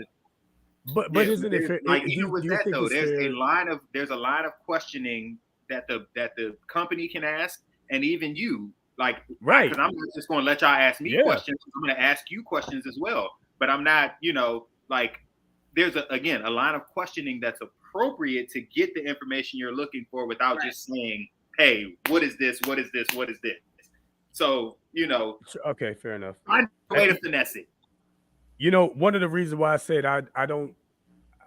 What is the table is because I don't think, to Nicole's point, I don't think anybody actually asked. Well, I've never heard anybody actually say the words, and I quote, "What do you bring to the table?" Like on a date. I've never personally heard that. I won't say nobody's ever did it, but I ain't never heard it. But I do think it's. Listen, these date naps are something else. You married now. These date naps are something else. Yeah, man. Listen, man. The dating pool has pee in it. Good analogy, bro. Y'all better get y'all married real quick, bro. I'm trying to tell you, I can navigate these waters. These apparently the waters have pee in it. Oh wow! Unbelievable. I can't do world for the daters out here. But that's a hell of a question, though. I think. Let me get to this comment real quick. I'm gonna go back to Rashada, and then I'm gonna go to this other one right under it. What do you bring to the table is rooted in personal values, debt, parental relationship, financially, domestically. Use your grown-up words to ask these questions. That's kind of what you were saying, Kev. There's better ways to ask that question, or those questions. I'm gonna ask. I'm gonna ask the not married fellas real quick. What what are you looking for the woman to bring to the table? What would you be looking for your wife, your future wife, to bring to the table? Q, you want to go first? I've said it before numerous times, especially when it comes to relationships for me and going down the path to looking for a marriage. Specifically, what I look for isn't just like looks. I need something deeper than that. You can be the prettiest person in the world, but it's just that one small thing that can tip you over to being ugly. Like, I want you to be open and honest. Like, if I'm pouring my heart out and I'm investing my heart and my all in a relationship, I want that reciprocated. That's point blank simple for me. Damn, I went to the full screen for you because I thought you was going to be a little bit longer. I thought you was going to give us a little bit more than Look, that. people wanted me to Bro, give a I little had bit him on the more. damn. Y'all see that? Try to get my man some FaceTime and shit. Look, Nah, that's cool, man. You're good. I'm a You good. simple type of guy. Like, that's all I look for. Just be open and honest with me. Like, don't sit there and try to fluff up stuff that you know isn't true. And I've said it Yeah. before. Like, it's like a job interview. Like, you're not going to give me fluffing stuff, and when it's time to perform, you sit there looking stupid. Like, at least if it's something that you know, if I question you about this proverbial table, what are you bringing to the table? Be honest. If you don't know what's going on for you 5, 10 years down the road, you haven't made that decision for that path, let me know. Like, I'm not going to honestly dismiss you because a lot of the times people who don't know how to answer that question, like I've said before, don't really know what they want in a relationship because they need time to discover themselves before they discover themselves with somebody else for a long-term relationship. Okay. Okay. So at Okay. least if you're putting Kev. everything out, I already know what to expect further down the line. Okay. Okay. No, that's fair. That's fair. I think that's a good breakdown. It's a good comment. Kev, go ahead. What you think, man? And Rich, I'm gonna come to you. And Nicole, I'm gonna go to you next, and then Rich, I'm gonna come to you. Yeah, it's I'm like as I think this is a fully loaded question. Because as we date people, like you can know what you want from a person, but it can still look different for each person you date. And so the first thing that I'm gonna look for in a partner is that they're God fearing. If we're not equally yoked in that way, then we're wasting our time because I think about the way that I'm rearing my child. Like, he's going to church with me. We're praying before I drop him off at daycare. We're saying grace over food. So like, you got to meet me like at that place and be growing in your relationship with Christ. If we can't like begin there, then nothing else comes after that. I want a person who's confident in themselves because I have the highest level of confidence about me. I'm not the strongest, the fastest, the most talented. I'm not the most attractive, but I'm gonna carry myself as if I'm all of those things because I know like those qualities. So like because I'm a people person, you know what I'm saying? Like you have to be confident in yourself because if my like ability to like be around people and people gravitating to me, if that scares you, you're going to be insecure in our time together. So I need my partner to be confident about themselves. I want you to have something going for you and not have your life revolve around me because that's suffocating and toxic. If you can, like go with your girlfriends, you know what I'm saying? Go do work stuff with your work people. And if we can bring parts of those together, so I'm meeting your friends, you meet my friends, we'll do some stuff together, but you have a life of your own. I think that healthy balance is important. So that part matters to me. I think you should be teachable because there are too many people, like even at our big age, we just decide, oh, I'm together. So, there's nothing you can tell me, nothing you can show me. No, we're constantly again, constantly evolving. Nicole said, like, the way her relationship was 7 years ago is not what it is now. So as you continue to grow and evolve, like, people have to be teachable, and like they've got to challenge you in that space. So if you're with me and you see I'm not working up to my potential, like, I need you to tell me, babe, I noticed you've been slacking in this area, like, and I think it's to your detriment. So, like, you've got to be strong enough to challenge me, but also soft enough to talk to me in a way that I can receive it with love and not out of like criticism. I think a person has to come healed, because a lot of us are afraid to go to therapy and address things that exist in our past that hinder the way we approach relationships. So I go to weekly group therapy, and I see my individual therapist regularly as well. And both of those things help me to deal with a lot of like traumas from my past, the way that I view relationships, the way that I view myself, so that I can be a better person in general. So I'm looking for a well-rounded partner who, can see my strengths and realize what they can add to that, and also see something in me that they can appreciate the things that I do to help them grow. Like, there's so much that I want for a relationship, but I realize that, like, as the man, I'm going to do a lot of that. And so I pride myself on being well-rounded. I am the cook. I am the cleaner. I am the, the preacher and teacher. I'm going to pray over you. I'm going to, implement the things. But I can say I'm not a planner. Like, I hate planning. So I would like a partner who like doesn't mind like putting it together. But then once it's together, I'm going to implement the hell out of it. You know what I'm saying? So I'm gonna drive us there. I'm gonna make sure you enjoy yourself. I'm gonna, keep you safe and secure while we're there. But like, planning is not my strong suit. So like, I'm aware of who I am. I want you to be aware of who you are, and let's see how we can tie these things together. Good stuff. On the head. Good stuff. Go ahead, Nicole. Talk to us. Kevin. Yes. What's wrong? With me? Because you just said a whole lot of good shit in there. Okay. So, I went somewhere, and I hope there was like a recording, because I really think that we need to make a reel, put some like soft music behind it. Because let me tell you right now, what's up? So I'm spoken for, right? But I'm just saying, what we saying is we need to. There it is. Kev is out here. Yes, and I'm trying. I feel like this needs to be a segment on the show where we bring some like, some eligible bachelorettes. She's trying to get a job. Because I feel like, we need to see what they bring to the table. Up to it, down to it is brought to you by Destination Unknown Candles. Answer deserves. You know what I'm saying? I just. Yeah. So I would say like my biggest issue right now, and it's like me and my therapist, we fighting back and forth. I'm fearful of bringing a person into the space with my son, because I like at the height of me, I care about like his proximity to his mother, and so like that part makes me nervous. So I'm very guarded.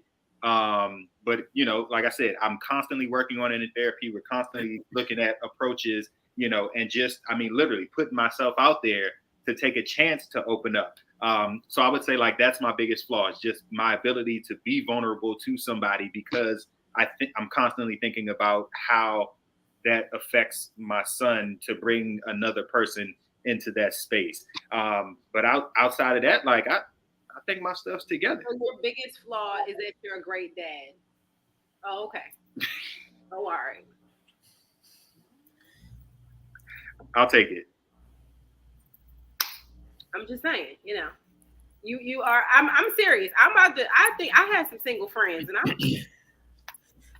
Nicole just touched on something though, because there are parents out there, and you got to recognize this as a parent. I don't know if you have or haven't, or maybe this is something that you're still fighting with, right? Is that when you decide to get into a exclusive relationship and you're headed down that path, you're making the decision now to say, I'm gonna place my child over here who still holds this level in my heart and all of that, but I'm also working on this. And so you're gonna have to at one point make a decision, right, your child is going to reach a certain age and then fly the coop. And then over here, right, if you're truly working on this relationship with this other person who's going to be there for the rest of your life, then you have to make a decision whether you're ready to start that path right now with your child. That's something that single parents have to make a decision on. And not saying that they, so for example, there are some single parents out there who don't even introduce, their kids to someone that they're dating until they're exclusives, until they're super serious. So that's another thing that, something that you may or may not have been thinking about, but those are some things that single parents, have to think about is, at when do I introduce in what level of commitment? And so, you're probably asking yourself, right? Yes, this is what you want, but are you ready to go down that road at this point in time with the age that your child is? So let me ask you this. So now as a married man, just coming off your 5-year anniversary, right? 5, baby, 5. 5 years, baby. Yeah. First milestone. So let me ask you, what were you looking for in a wife? What were you looking for her to bring to the table? And how did you recognize that in your wife? Oh man. So might sound funny, right? So growing up, I always I had an idea as a young well, I say young kid, right? But I'd probably say like teenager, right? I formulated who I wanted as a wife. And I just wanted the one person and one person only. And that was it. I just wanted to, me and her, we will take off, run, see the world, do everything. So I wanted a God-fearing woman. I wanted a prayer warrior. I wanted a fun, adventurous, just well-rounded, just kind, humble, but also can,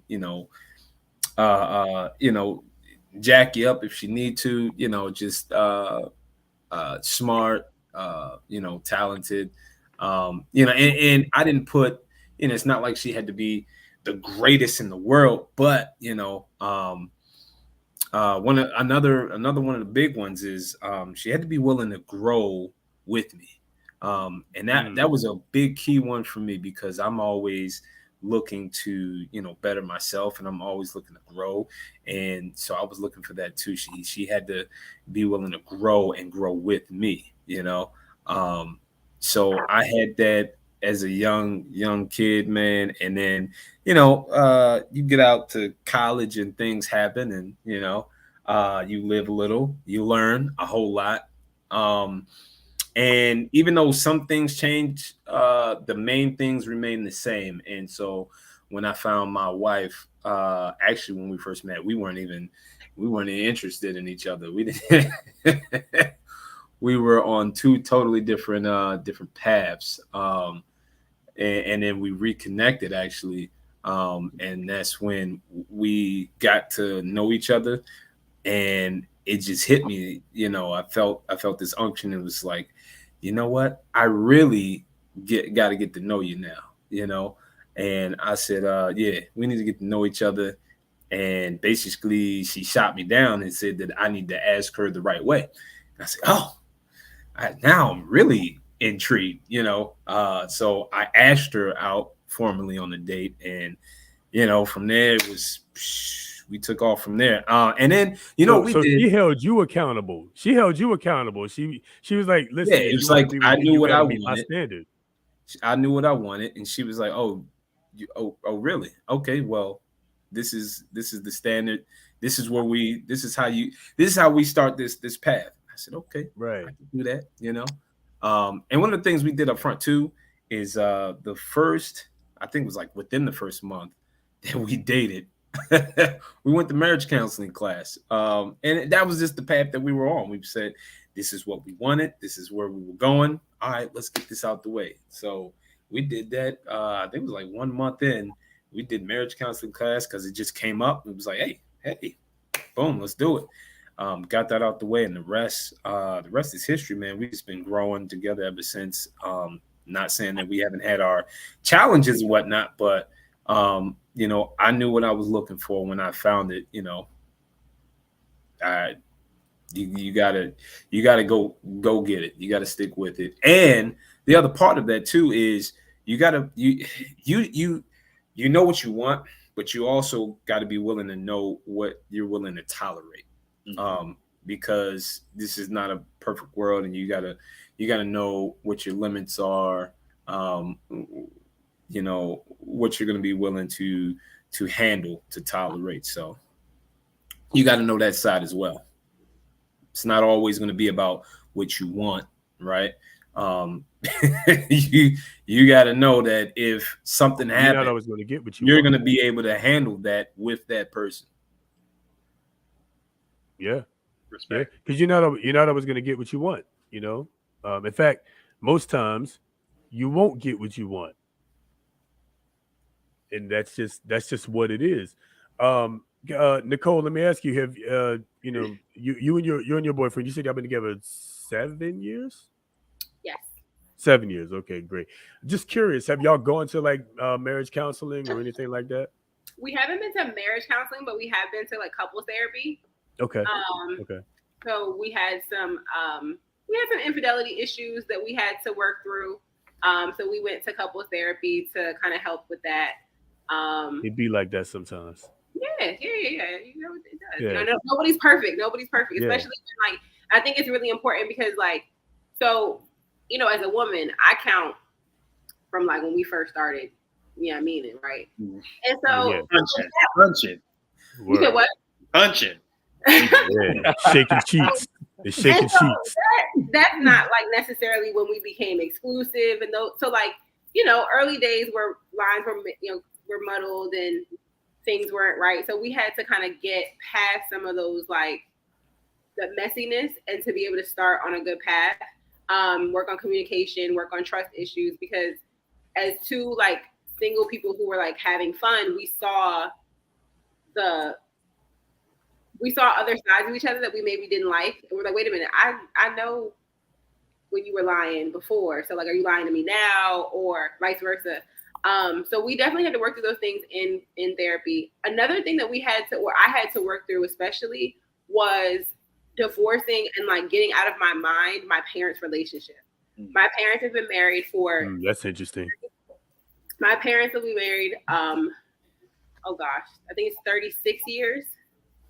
Yeah, 36 years. Shout out. And they met when they were 14, so they've known each other their whole lives.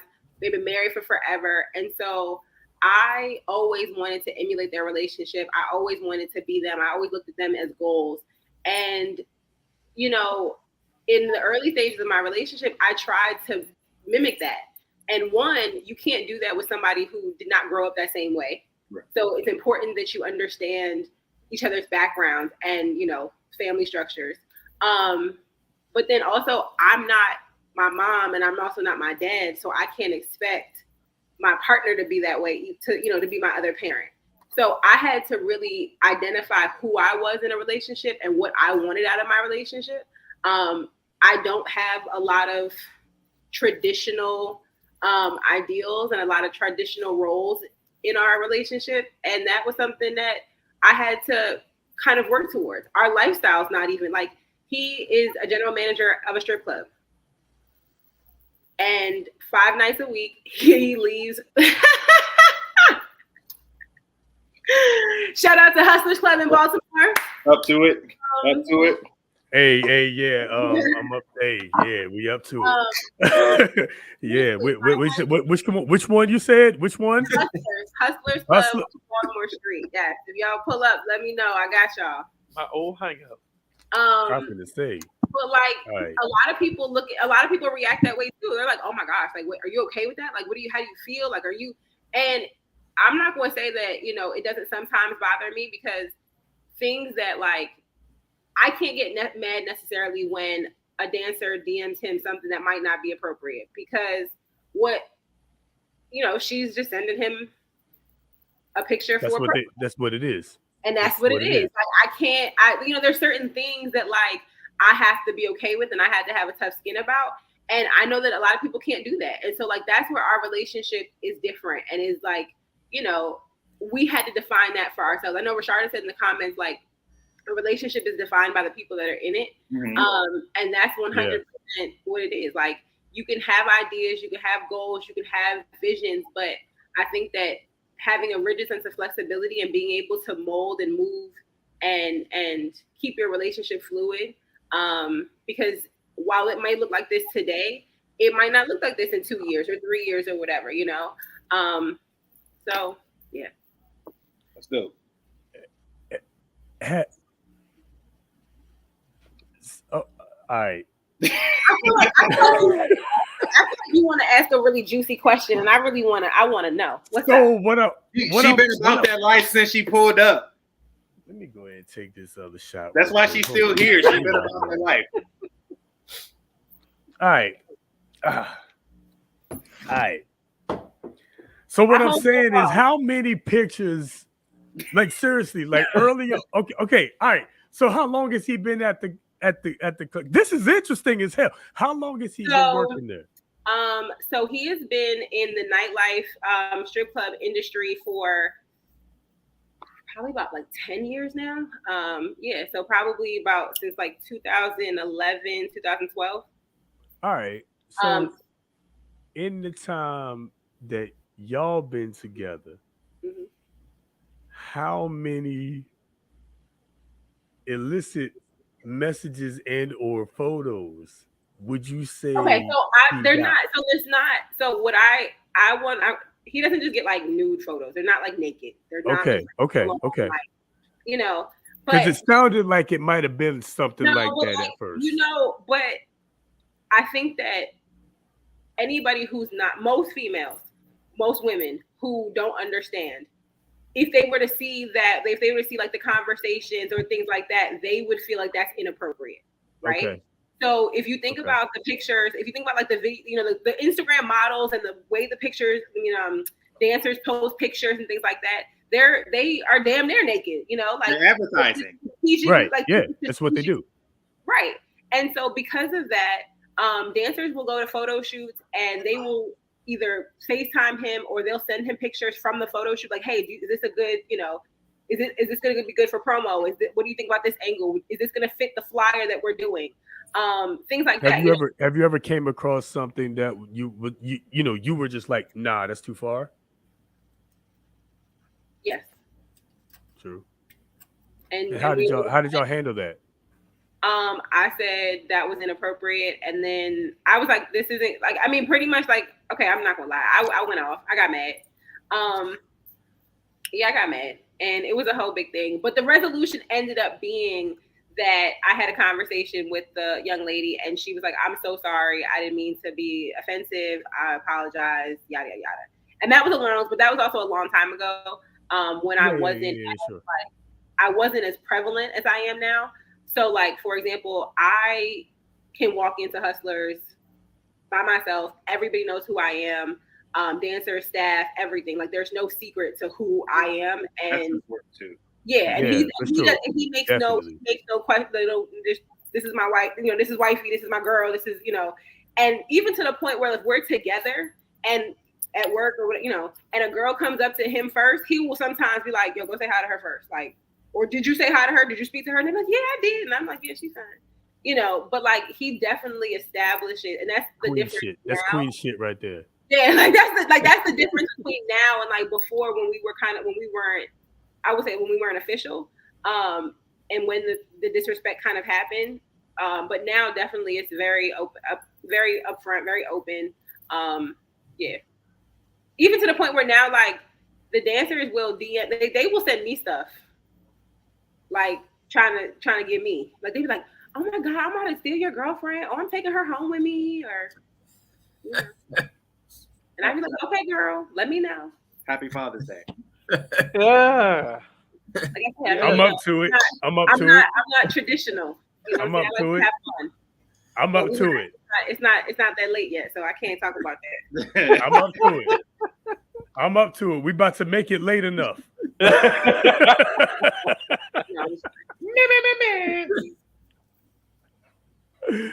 Oh man, No, we out here with it, man. I think that's super dope.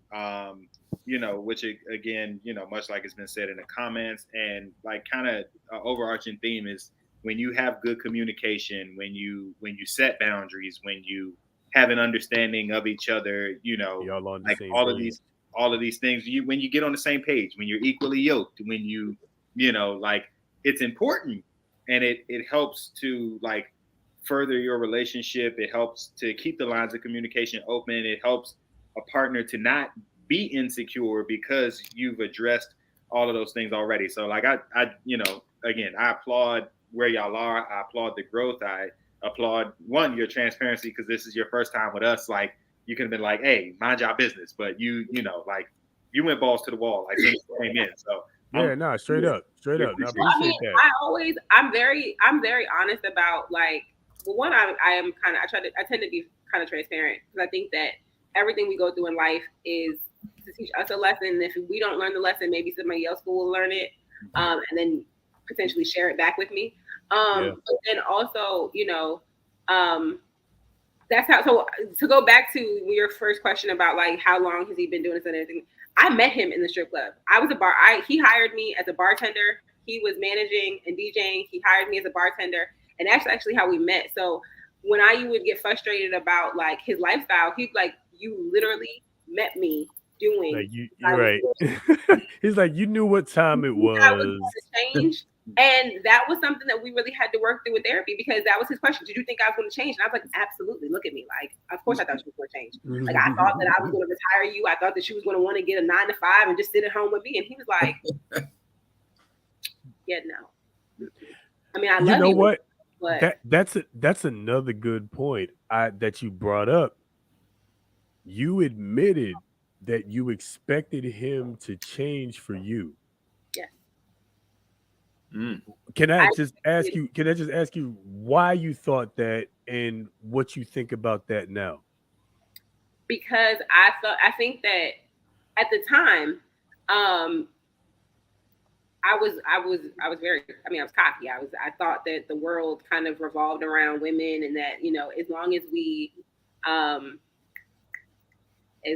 do what we're supposed to do sexually, then we can control men, and then we can be able to dictate the way that things operate. And that is something that I definitely learned from. And I was like, that's not, even if that is the case, that's not what you want. That's not what you want to be known for. That's not how you want to associate your worth. I do believe that people not necessarily change, they mature, they evolve a little bit for their partner. They make adjustments for their partner. But to just say that, that he was just gonna like up and become not a square, but he was just gonna up and become like a 9 to 5 office type of guy, that's unrealistic. He's a creative. Like he's gonna suddenly not be the person that you met him.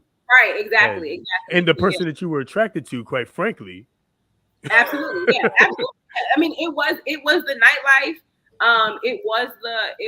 That was the draw. Absolutely, yeah. So to think that he was going to change that was a little crazy.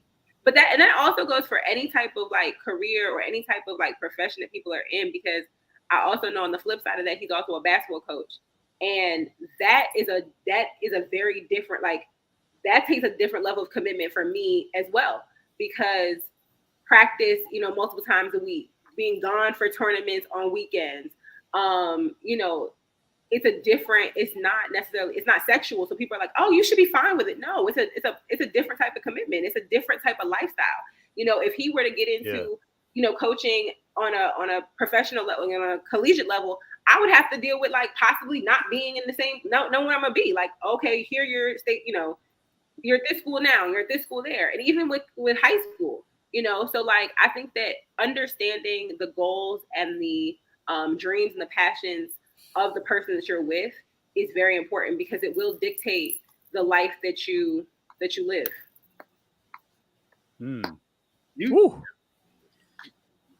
Sorry, I'm stick around. You stay here for a while, okay? You stay here for a while. I'm here. Listen, I'm here. It takes Thank you, first of all, because I appreciate so much your transparency and your accountability. And I think accountability is lost. I laughed actually when you said accountability earlier, and I said, "Oh, she said the A word."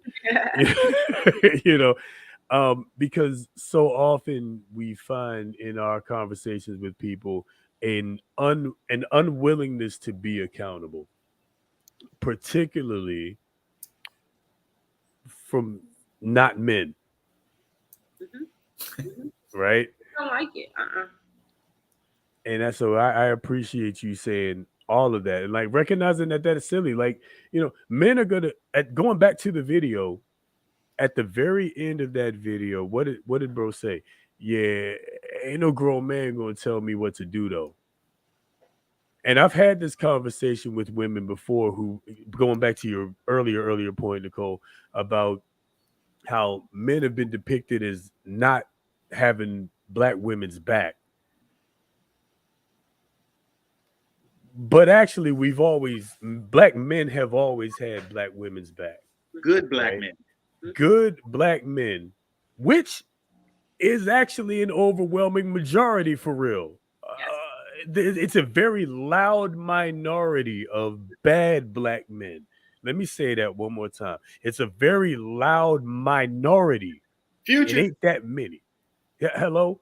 It ain't that many, but they go out and like we talked about last week, they canonize Nick Cannon and create 8 separate, in my opinion, 8 separate fatherless households. I'm not knocking Nick Cannon. I'm sure apparently he's doing his thing. He's as present as he possibly can be, and he's financially available and all that. Shout out to him. Okay, but again, he can't physically be in 8 places as once, as awesome as he may be. Right? So, we have people that that's a minority. That's a minority. The majority of us want to be in the homes with our spouse and kids, right? We want to be there for our kids. We want to be as readily available for our children as much as possible. And as we go into Father's Day, shout out to the fathers out here, the fathers out here. Let me go ahead and publicly condemn all the people out here, the women out here trying to claim credit for Father's Day. That's not okay. Stop that. Go sit down somewhere. Stop that. I don't like Stop that. That's not okay. You chose that man. That's right. Hello. Be happy he chose you to bear his seed. Because ain't no kid without sperm. Hello. That life came out my body. Hello. I mean, it happened once. There was that one time. All right. It never happened without us. Yeah. Right. That one time with the Lord, Yeah. Yeah. There was that one time after all. But no, man, we got to stop that. Mothers and fathers are different. And put it up. Mothers can't be fathers. It's right there. Put it up. There Mothers right can't be fathers. It's right there. It's right there. Mothers can't be fathers, man. Like I get upset. I get upset on Mother's Day when I see like single fathers posting stuff, or like when I see like. You actually see that? I've never seen that. You actually see that?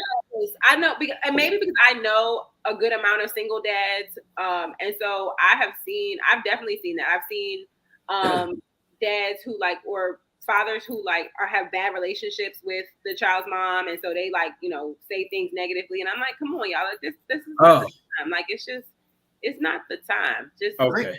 Screenshot that and send it to me. Like I've never in the history of the world. You're saying the never single seen dads a father are trying to claim are having Mother's Day?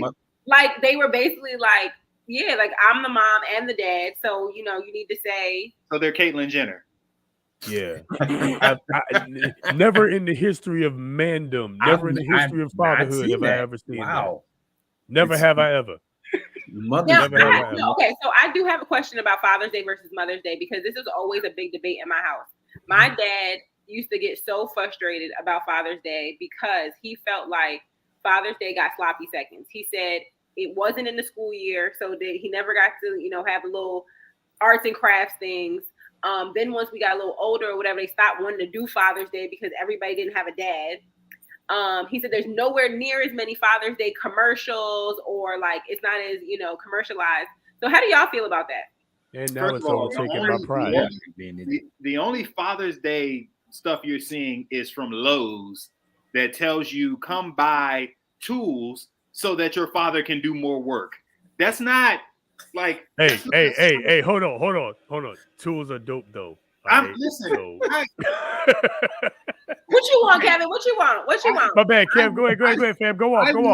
I want something that I can enjoy. And I'm saying, like, I enjoy grilling, the very little bit of like hands-on stuff that I can do, because I'm just not that guy like that. I can change a tire, I can, put some IKEA furniture together, like I can do a little something. But I like for a day that honors me, I don't want a gift that's going to be given to me to do work for you. I want what I like.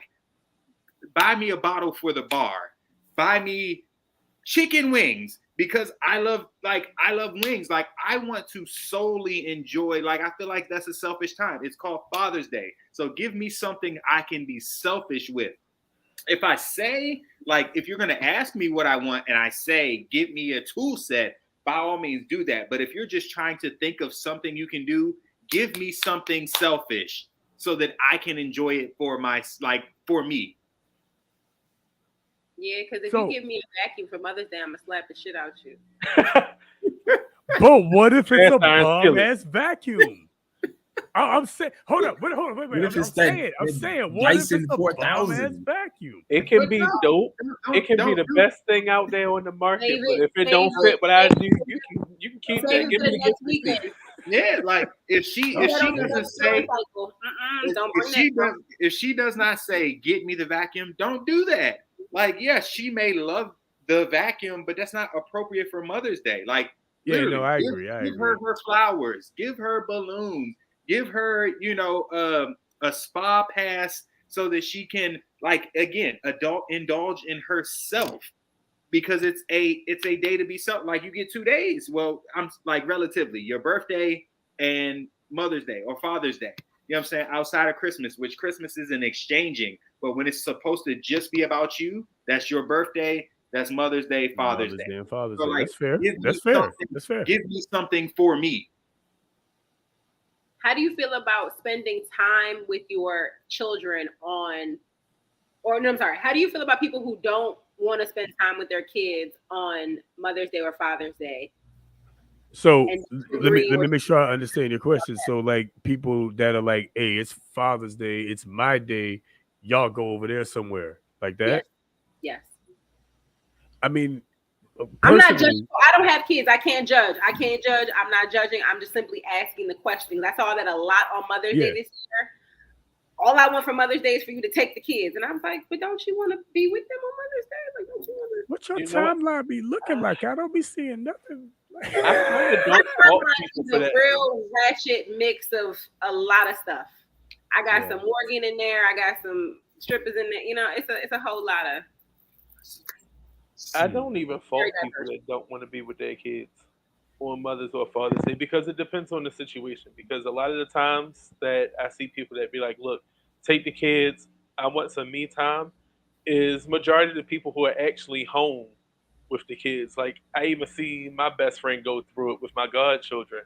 She just had a newborn and she's in the house with 3 older kids. So her husband is always out at work, and she's pretty much staying at home, making sure the kids, are squared away for school, squared away with their chores and things like that. And she said it becomes tiresome when you're dealing with 3 kids running around the house, as rambunctious as they are, and you just have a newborn in the situation. So you want to enjoy those times of silence that you're not getting.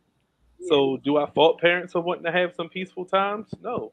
Take them while you can. Not at all. You have to. The comments are going off for not only yourself but for your household in that situation. Because you might overreact. You never know. Like, your emotions will spill over, and your kid can come for you for the smallest thing, and you smack him through a brick wall. Real talk. Be ready to hang kids outside the window, upside down by their toes. And trust me, Yeah. I gotta give it to Sorry, her, especially when you're dealing with 2 teenagers, a newborn, and 1 kid getting ready to go into preschool. So I understand her pain, especially seeing how they act in the house. I commend her. I could definitely understand that. Nah, those kids got. She said, "Get them kids out of here." Otherwise, Listen. you don't know. You might be hitting the mood. You having sneaky links in your own house. Like, get them up Listen. out of there. Listen. I'm patient me. Not in this house. Fuck out of here.com. Yeah. I agree with you, man. It's definitely situational. Shoot, I know for myself, man. I wouldn't mind a spa myself, man. Get me up out of here, give me a massage. You know, I ain't trying to do no cooking, so I'm trying to get a meal cooked for me. You know, not saying that I, you know, cook all the time. I'm just saying, like, you know, it's just one of those days where you know, you want what you want. So it's definitely situational, man. That's the one. Like, That's ask. the one. Ask. Yeah. You know, don't assume, because like, so I've to this point I've had 3 Father's Days, and each one of them looked different. My very first one, like, I wanted to be with my son all day long. Like, it's my first Father's Day, so like, don't take him from me for a minute, you know. But I still, you know, in that mix was with my brothers who have their kids, so like, we could all be together. Like, it was a family thing, and it was super important because we don't have our mother anymore. So like, you want to tie those things together. The last Father's Day, you know, there was a balance. Like, I, you know, had a little time to myself, but then I got him at a point, and, you know, I got to enjoy that time. So like, it was a little bit of everything. So like, just ask me what I want. You know, don't assume that I want a complete break. Don't assume that I, you know, want him the whole time. Like, if you ask me, my vibe is gonna, like, I'm gonna tell you exactly what I'm looking forward to that day. Like I said, with the gifting, the gift is something selfish. Oh, I gotta agree to disagree with Rashada's comment. She said that guys don't be specific, mothers give out a list. I think that when it comes to relationships, guys are kind of simplistic, but in the same note, we're tired of getting that same Father's Day that got pushed every year, which was a Father's Day card and a necktie. Everybody doesn't fit that description of being happy with getting the necktie. So it's kind of like, in a relationship, you've been with us long enough. How did necktie become the thing? How that? Because they watch watched things in the world. Because you went to a corner, you went to a cubicle at an office, and you wore a suit and tie, and that was the average job. It was a functional gift. It was a functional gift. Okay. But it's still like, think about it. You take a black suit, or, you know, you take a suit, and all you got to do is change out the shirt, change out the tie. So I'm a shirt and tie. Now you have a whole new outfit. Yeah. Boom. See, like, I personally wouldn't mind a tie, so, you know, send the tie. I mean, yeah, I like ties. I'll take the tools that you don't want. Thanks, Kev. Yeah. You know, but go ahead. And, I mean, if you're not gonna ask, you have to be observant. And I think that goes beyond Father's Day, Mother's Day, Christmas, Valentine's. Like, if you're observant of your partner, if you're observant of your co-parent, if you're observant of your friends, you know the stuff that they truly like. So like, if you really paid attention, you don't miss a beat. Like Rashada said, Kev want whiskey and cognac.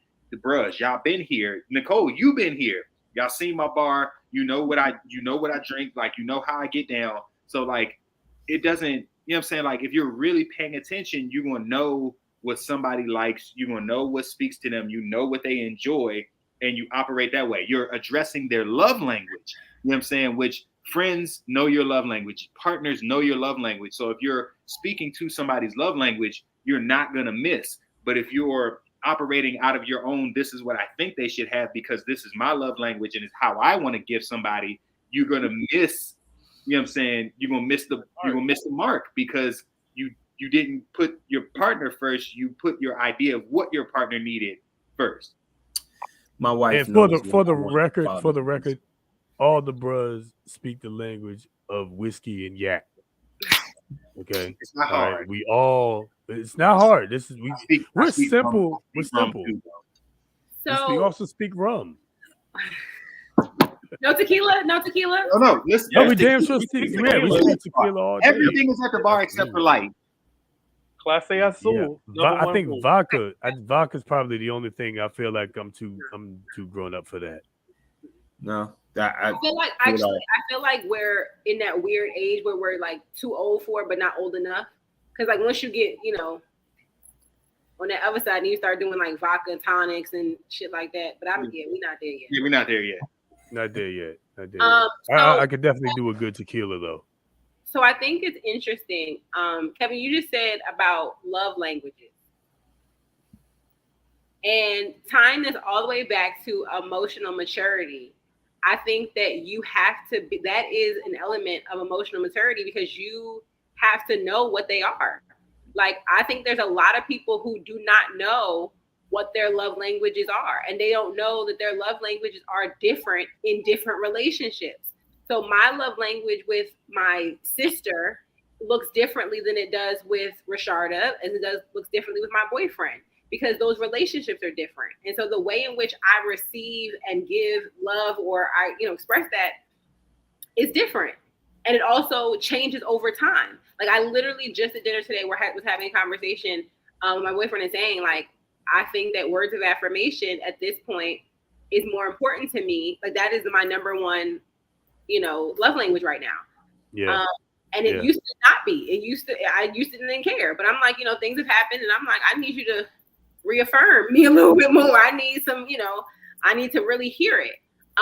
And so I think that those two kind of go hand in hand, and a lot of us don't necessarily know, or we take that quiz one time and we think that, oh, okay, I know what it is, and we don't continue to check in as we are changing and our needs change and our desires change. So yeah. Your love language definitely evolves over time for sure. Like mine certainly changed. My wife's has changed, like it changes over time as you grow. So that's a very good point. Very good point. I had my staff actually take a test, and it was about not necessarily about, it's called love languages, but it's about how you communicate, how you receive information, how you receive and how you give out stuff. So we were able to understand how everybody communicates, and so I know that all my staff does not respond to the same things the same ways, and so you have to be able to adapt, and all your relationships require that mutual level of understanding. I read a book called How Full Is Your Bucket? And like the premise of the book was, essentially there are things that fill everyone's bucket, but there should also be a relationship with the filling of the bucket. Like we don't just want like praise, but there has to be like critiques in order to create a balance. But one of the stories that the author told was that they, worked for a company, they were in charge of it, and they had an employee of the year who had done all these amazing things. And so they wanted to present them with this award, and they did it in front of everybody. And, it was a grand sweeping gesture, and they just knew it was going to bring that employee to tears. And it didn't give the reaction that they were looking for. And what he said was, I didn't take the time to get to know him. Like she said, she gave her employees, a test to really know them. And so he said, once I had a chance to sit down with him, I realized, how important his family was to him. So, he came up for another award, and instead of doing this grand sweeping gesture, he just had the man's wife and kids come in and present a plaque to him, in his office. And the man broke down in tears, seeing the family, come in and do that. And it's because he actually understood what was important to the man by taking the time to get to know him. So that's it. Like we can have an idea of what somebody wants, but you're not going to get the reaction you're looking for because you didn't think about what matters the most to them in that moment. So going back to the point about whether or not you have an issue with a parent not wanting to be around their kids on their day, I gotta say, me personally, I'm at work all the time, right? When I'm not at work, I'm preparing for other stuff, sometimes preparing for this show or whatever it is. When I do have time to sit, my favorite thing is to sit with my wife and my kids. My favorite thing is to sit with my girls for real. So for me on Father's Day, I would probably, I'd want a meal, I'd want a beer, and I'd want to, watch Doc McStuffins with my kids. You know what I'm saying? That would be relaxing for me. Now, of course, at a point, I'd want to pause and play 2K for an hour or two, or whatever it is, do something more grown up. But spending time with my kids for me, that's huge. You know what I mean? I love that more than anything because I'm always at work, right? So but that's everybody's different. And I think going back to Kev's point, you need to know what your significant other, but right now we talking about the fathers. You need to know what the fathers want, what the dads want. Ask them. If they won't volunteer it, ask them. What kind of stuff what kind of things do you like, you know in general? Pay attention to what kind of things they like. Do they like sports? Do they like to chill? Do they like whiskey and cognac? Once again, all the bros speak the language of whiskey and cognac. But whatever it is, there's everybody's different. And if you take the time, and this is one of the reasons why I appreciate my wife so much, because she takes the time to understand what I need as well as what I want, right? So she knows that I'm the kind of husband that wants to spend time with my kids as much as I can. So when I come in and I sit down, she'll have them ready to kind of just, oh, daddy, yay, you know what I mean? And that's amazing. That's great for me. That's what I want. you know I appreciate the fact that she also pays attention to the days when I've had a rough day at work, and I'm not really in the headspace to be that, right? And so do some other things with the kids, and I appreciate that. So again, these are the types of things, and fellas, of course, that we reciprocate that, right? But again, we're talking about the fellas. These are the types of things that men want. This is what we look for. This is what we secretly ask for. We Richard brought up a point. Richie brought up a point earlier about being taught men don't cry, man up, suck it up, that kind of thing. So I can agree with that. Many of us were taught that. So we might not readily volunteer what we need or what we want because we're supposed to suck it up. So ask us, talk to us, get us to open up, get us to trust you, right? That's kind of your role, your job in a sense, right? And because if you're not doing that, somebody else is going to. You know And what I'm maybe saying? not for all, but it will be tough, right? At least for me, it's tough, right? Because the way that I grew up, it was you harbor those feelings, those emotions, and so Yeah. it's gonna be tough to try to pry. Even now, I'm a whole lot better than what I was. And my wife just lights up whenever I get to talking because I'm not a big talker. I'm still surprised at myself that I'm even actually on this podcast show because I don't like to talk, and honestly did not want to do the podcast, but I'm here. But to Rashada's point about being You needed to do it. specific, right? So for me personally, I do feel guilty, and it's my wife's stay-at-home wife, stay-at-home mom, and has been for going on 3 years now, right? And she has RJ, she's got the kids all the time.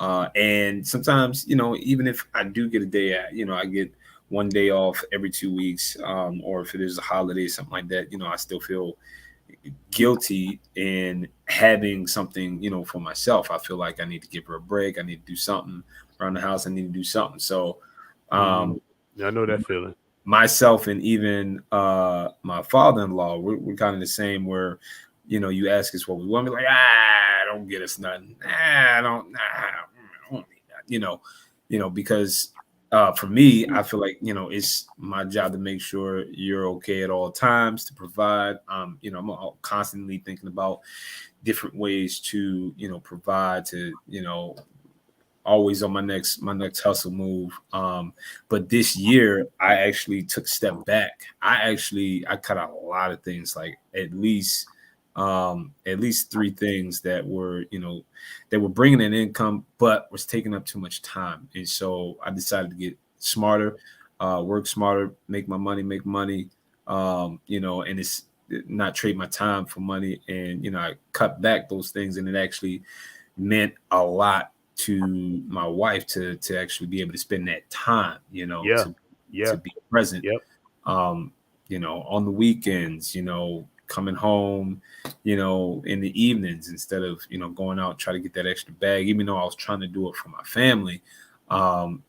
It's not something that was actually extra stuff, it wasn't needed. And actually, I got to give it up to God, because he provided, he made a way for that to happen. Like I said, my wife is a prayer warrior, and doors just opened up over the last actually during the pandemic. I mean, during the pandemic, I went through 3 different transitions with a job, still with the same agency, but in the job, and I mean, shoot, I think I made like what in total 60 plus $1,000 more since the pandemic started. So shout out to, the big God for making that happen, because we in the midst of the pandemic. What? You can't. I mean, we serve a God that provides those. So, you know what I mean? So for even with that happening, I'm like, yeah, I don't need any. My wife does a great job at, knowing me. She'll ask different types of questions, different type of ways, and, try to get some things out of me. But I will say there is a point to what Rashada said about, not being specific. But I feel like, for me at least, it's for a different reason. It's not because I don't know what I want. It's sometimes I do feel guilty, for even asking for something. It's like, nah, you don't need to give me nothing. It's, listen, come on, because if I want to get something, I'll get it myself. But we have to also realize that it's, we're taking something away from the other person, because that might be, right, one of their love languages is gift giving, or we're taking that away when we don't allow them to give us that gift and be the one that makes us smile with that offering, or that token. But yeah, man. And let your significant other be the gift that God gave you. you know, that's very important right there. And, you hit something too. You said uh you feel, guilty because on the one hand, you'll want to go get the bag, still, so you'll your thought would be to stay out longer, work harder, do more, so you could get the bag for your family. And but then the whole time, your family just wants you. You and I both kind of came to that same conclusion. I've made some changes in my life. I won't go into, detail for the sake of time, but you know, I've had to do that too. And you know, just in the cutting back, like you said, the cutting back on a few things and just being more available, I've noticed a detectable difference in my wife and in my kids, because I'm able to be more available, because I'm not out chasing the bag. I'm not saying there's anything wrong with chasing the bag. Get your money, homie. You know what I'm saying? Get your money, little duffel bag, boy. But but what I'm saying is, your family, nobody on their deathbed is asking, for more money. They're asking for more time, right? That's the thing that we all have a finite amount of, and we need to do the best we can with the, again, finite a bit of time we have. Our life is a flicker. here today, and just like that, we gone. You know what I'm saying? So it's to make the most of it and to spend as much time, I believe, with your closest family members and as possible, your closest friends and family members as possible. This is again why I appreciate this and I appreciate y'all, because we get to have conversations like this every week and engage with amazing people, some people that I didn't even know prior to tonight. But Nicole, I like you. You all right with me? We can hang out anytime, man. Yeah. The wifey's good. You boyfriend, wifey, we're gonna come down to Hustler. We got but no, seriously Don't though. get me in trouble. Don't get me in trouble. We finna shoot. We finna shoot from Hustler. We're gonna do a live show from Hustler. Get your We're gonna permission. do live from Hustler. What's good? What's good Make with sure you get your permission slip signed or bring them with you. Don't get me in trouble. it? Oh no. We bringing it. My permission slip is in the comments. She tipping too. She tipping too. Nah. No, but seriously though, man, this is good stuff. We got one last thing to hit, and then we out of here too. We just want to shout out again. Father's Day is coming up on Sunday. We just want to give one more big shout out to all the fathers out here. Real talk. I know Kev and Rich, obviously personally for a long time, great dads, and I just want to tell you both. You two were inspirations to me. So thank you both for all that you do for your kids. Big shout out to the 2 titles. LB, show them the shirt, dog. Show them the shirt for the 2 titles, man. 2 titles. There we go. There he is. Shout out to the stepdaddies out here too, man. We're gonna give it up one good time. Get y'all glasses ready real quick, man. We got one more shot. We got one more for the dads. Shout it out one more time. Big shout out to Nicole shot a Red Bull at 11 p.m. Nicole, you've been super dope, and it's in the comments. Nicole was a Oh, great. thank you. Yeah, Nicole was dope, man. Definitely. Yeah, you gotta come back and kick it with us. Oh, anytime. Let me more know. product. Again, sell us a little line of Coke, and we, the bath bombs were fire. The bath bombs were fire. Like we. Oh, you like that? You like the bath bomb? Okay. We didn't get to the bath bombs, but listen. Find the website again. Put it up. So I do have a little surprise. For everybody. So starting I'm actually going to do it right when we get off this the podcast. But there will be a sale up on the website for Father's Day, so make sure that you check it out. And also, Kevin, can you please make sure and send me everybody's address so that I can send you guys a personal special Father's Day basket? I'm placing the order. Speaking of which, while we still got our viewers on, I did promise you guys a giveaway before I went to New Orleans. So I need all my commenters and subscribers. Look, y'all hit that notification bell and that subscribe button. Look, send me a screenshot if y'all order from Nicole. First person that do it, I will match your order. Ooh. We turned up tonight. Like, comment, subscribe, and share. You gotta be up to it, man. You gotta be part of the Up to It fam. So make sure y'all smash them buttons. Hey. Here we go. I like it. We are winning.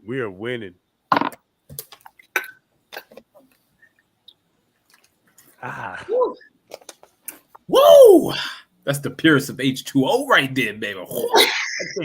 Quality. Just be up to something. Purified right there.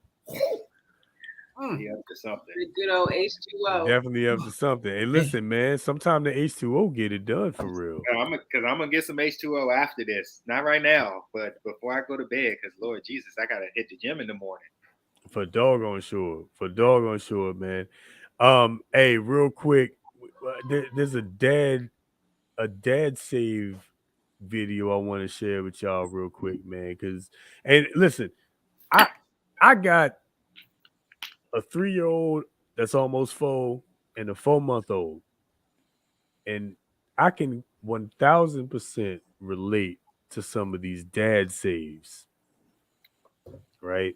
Some of these dad saves are incredible. And it's like, how did that happen? And some of these, I can totally see how that happened. So y'all spend some time with us real quick while we shout out the dads one more time. And we're going to take a look at a few dad saves and react to them. Let's go.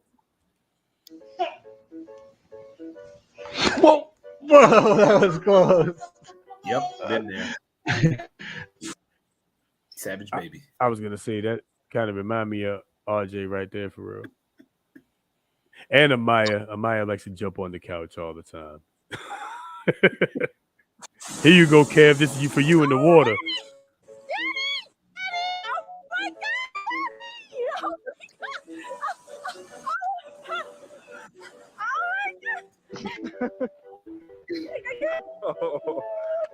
That was a good catch. Я это снял, Артем, как-то я на лету поймал. That was a good catch.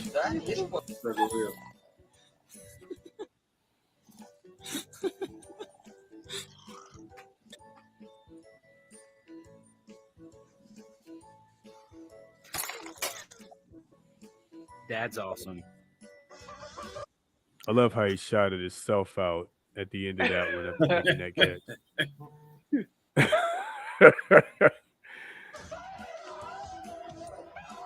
What is this one? What's going on here? Oh, Man. That dad has Spidey senses.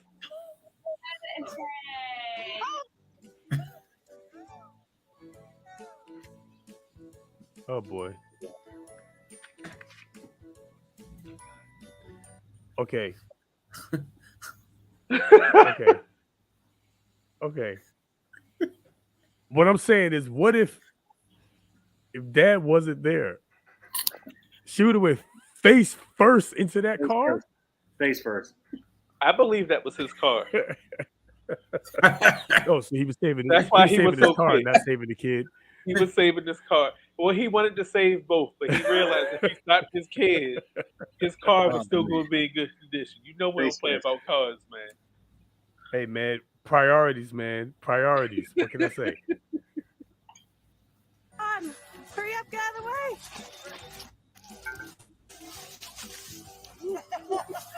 Oh,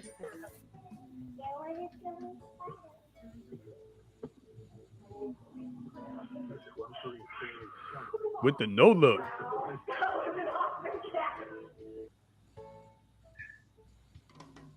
Baby's really touched your gangster. Wow.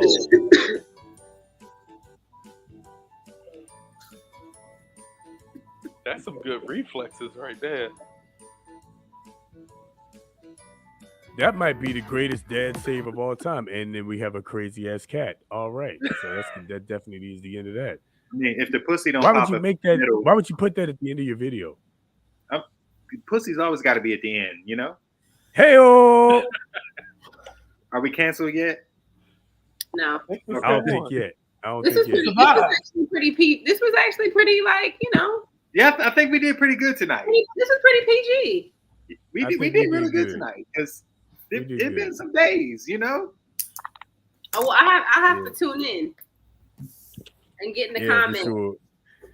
This Get- was get this real was definitely ratchet. this was more of a deep conversation. We got down to some nitty gritty this time, you know, which and is we had good. I topics. love that. We had some stuff we ain't even get to, you know? Yeah. You want us to throw that code out? Yeah, feel Yeah, free. let's put that out there.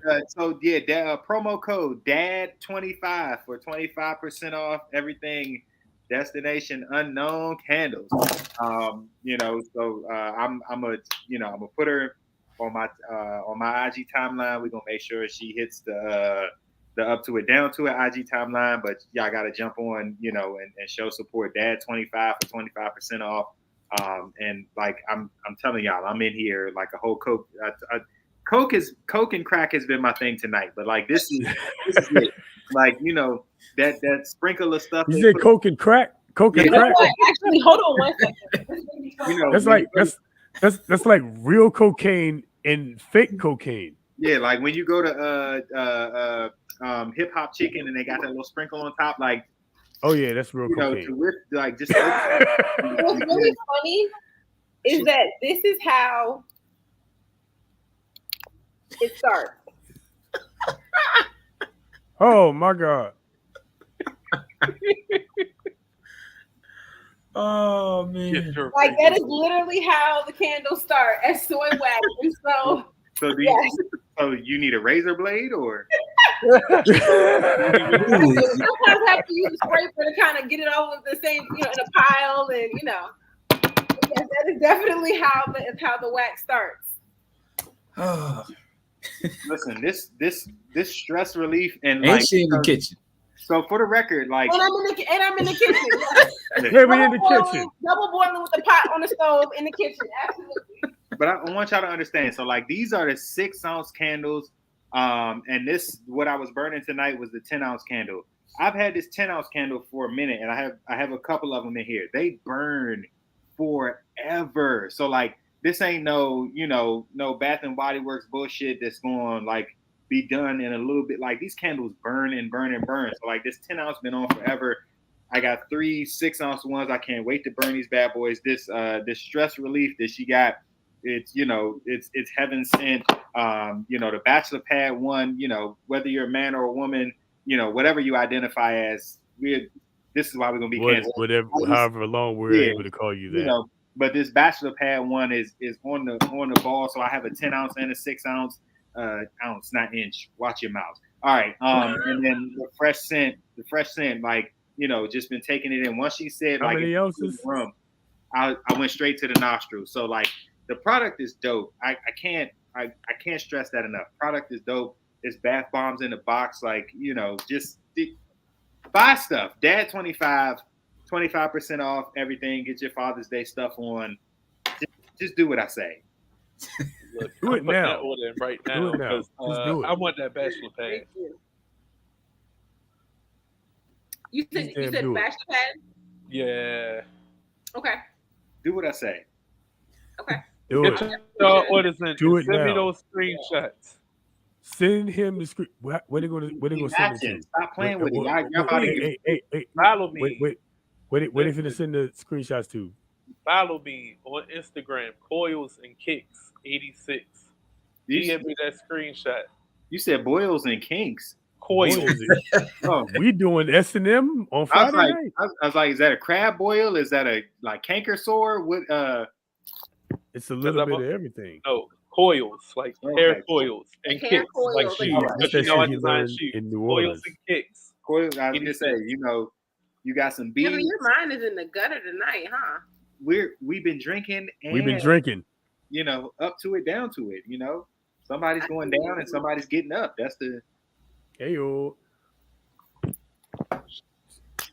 Happy Father's Day, somebody. That's how these kids got here. Absolutely. That's how these kids got here in the first place. You were a zaddy and now you're a father. Hey yo. Hey yo. I mean, you can still be a zaddy. Hey man. You know what I'm saying? It doesn't have to change. It started out as a zaddy. That's how you started out. Exactly. Yes. And then staff, do what I say. That's it. Well, I hope that I did well enough that I can maybe come back. That's an understatement of the night, like of the week. You've been A1. Like you were reading. First of all, like we get together before 9:00 so that we can run notes. She showed up like 9:20, 9:30, and she just knew our notes already. We ain't shared nothing with her. Yep. And she just like switched our topics for us. She just like Nicole did everything. So I'm almost certain that you got some mind reader in you. If you're gonna start doing tarot cards, call me now, and I'm pulling up. Like that's all the things. So yeah. Hey, well, definitely, Nicole, we appreciate you for real. We appreciate you swinging through. Definitely, we will have you on again. I'm sure you'll have some more stuff coming up over the summer and event. I saw on your site you had the candle making event. I believe that had already passed, but you have other things that are going to be coming up, right? Yeah, we're gonna be doing some more. So we had a candle making happy hour a couple weeks ago, and that went really well. So we're gonna be doing some more like brunches and kind of things like that. We're gonna do like a date night. So definitely you guys can pull up with your wives, and we're gonna be doing some kids. We're gonna actually be doing some kid-friendly ones so that the kids can make some fun candles and some fun bath products too. So yeah, we definitely have some things lined up. And if anybody's interested in private parties, private events, we do that too. So if you have a group of people who like you want to get together, like an auxiliary group or anybody that you just say, hey, I want to get some friends together and do a candle making class at home, call me up, let me know, and we can definitely set that up. Nice.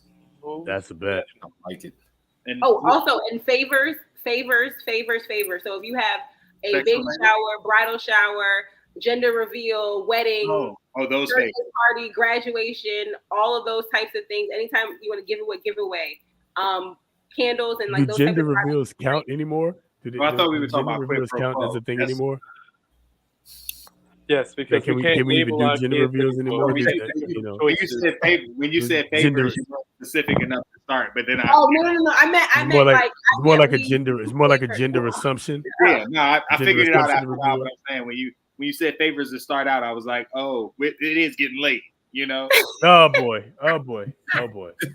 Between the favors and the gender reveals, which I don't know which of the 87 genders might it be revealed as. But 87? I thought it was 70. Do you have colors for all of the potential genders that might be revealed?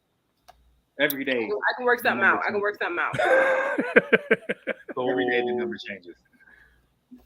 But unrelated, like this has nothing to do with nothing, but Versus just announced R&B, a night of R&B. It's gonna be Omarion versus Mario, and I actually think this is gonna be a fire night. Like I'm just saying, if you like grew up in like if you were in like high school for like early Mario and of course B2K and Omarion, like that Icebox where my heart. Omarion get to play B2K's music?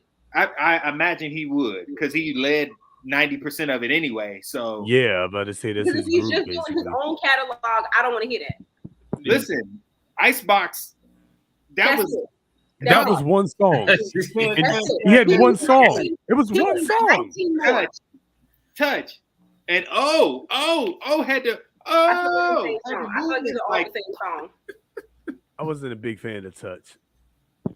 Listen, but we touched. I mean, it's just me. It's just me. No, I get it. I'm just saying he has. And I'm not going to talk shit about Mario because he's from Baltimore, so I can't talk too much shit. But does he have 20 songs? So, listen, again, you got it. I'm sure he has 20 songs. Going to be a versus or 20 good songs. Because I'm a fan, he does. You literally like gotta like if you 20 good ones. Did you have 20 good ones? Well, it's supposed to be 20 hits. That's right. What this started off. Yeah, that's what I'm saying. You got 20 great songs. One like if they're talking a night of R&B, like they went away from like they were pop for a while. So if we're talking R&B, it's not going to feel how the pop side felt. But they're labeling this as a night of R&B. So you're probably going to get more of the ballad sides of them unless they just called it that and they're going to do a completely different thing, which would lend us to B2K and like early Mario, because early Mario was more pop than R&B. As he started to grow up, he got into R&B. Like I would listen to Mario on his verses do Someday at Christmas from Best Man Holiday. And to me, that's like the greatest song he did because he murdered it. Like Mario's voice is good. Just our frat brother Baloo believes he's an asshole, and I understand, so don't let him. Yeah, he was the driver for him. I drove him once too. He was cool. He was cool when I drove him. Yeah. So and I used to wait on him a few times. I think it'll be cool. It'll be cool. Be interesting. I don't know. I guess those two combined have 20. But I mean, even he has some good songs that really weren't put out there, like in circulation and radio, like that. And that's the thing, like who? And that's the sad part. Consider good because like they're like it's tracks on their album that should have hit the radio and it didn't, and that's a whole conversation about like what your like publicist and your record company believes is good enough, and what you actually hear, like Mario's got bangers, and they never made the radio because they didn't think that's what they needed to put out. Nah. Because I ain't even gonna lie, "Braid My Hair" used to be my song, and he had a song that he duetted with Rihanna called My "Emergency Hair. Room." Never made it on the air. All right, I was gonna say Emergency Room. I never heard. Braid My Hair was. No, Braid My Hair hit the radio, but I mean, yeah, that was on the radio. For the time, that was a bop. Like it was. I gave it a 6. See, she's got it for the time. Like even when he cut his hair and did I'll tell you. brush I don't know. Listen, I know that I couldn't braid worth shit. Okay, I can barely twist. But let me tell you, I was ready to learn how to braid so I could put a nigga between my legs and braid his hair, grease his scalp. I was ready. That's all made me want to listen. Every dude I talked to had to have some hair so I could sit him down and grease his scalp. I ain't know the braid worth shit, but I was greasing the scalp. Okay.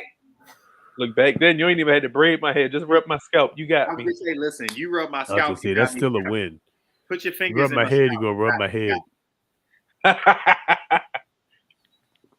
Just saying. We done. We done. We done. Wow, we done. Wow, This is the outtakes, you know. Boy, that turn into intakes. Yeah. Giggity. I gotta make sure I don't misrepresent the brand. This is a family, this is a family brand. I'm not a Add 25. Buy some Word. stuff right now. Do what I say.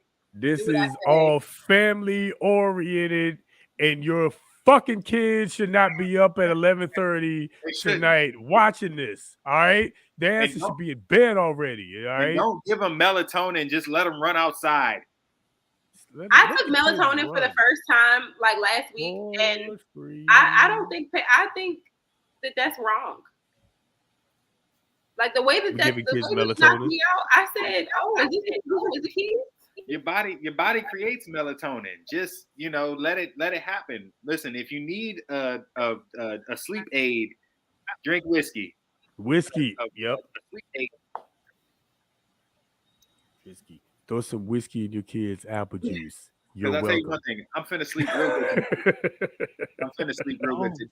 You don't need melatonin. You need Ray and Nephew. Overproof does the job. Yeah. I'm convinced that my parents used to put a little bit in my bottle. Rum punch works wonders. Absolutely. I'm just throwing like a lot of stuff at y'all that has nothing to do because we're still here. But the dark humor thread on Twitter, have y'all seen any of that? No. So literally somebody said this one dude was like, I like dark humor equals weirdo. And the stuff that's been posted under the dark humor. So I forget what reality TV it was, but the girl was like, yeah, I had an abortion of twins. And the girl behind her was like, ooh, double homicide. She was like, bitch, what? Like, oh yeah, word, yeah. That's dark humor. They've been going in on this, like, Black Twitter threads on Instagram. You gotta follow it. The dark humor part of this is just, I'll never leave Twitter again because Black Twitter is a gift from God.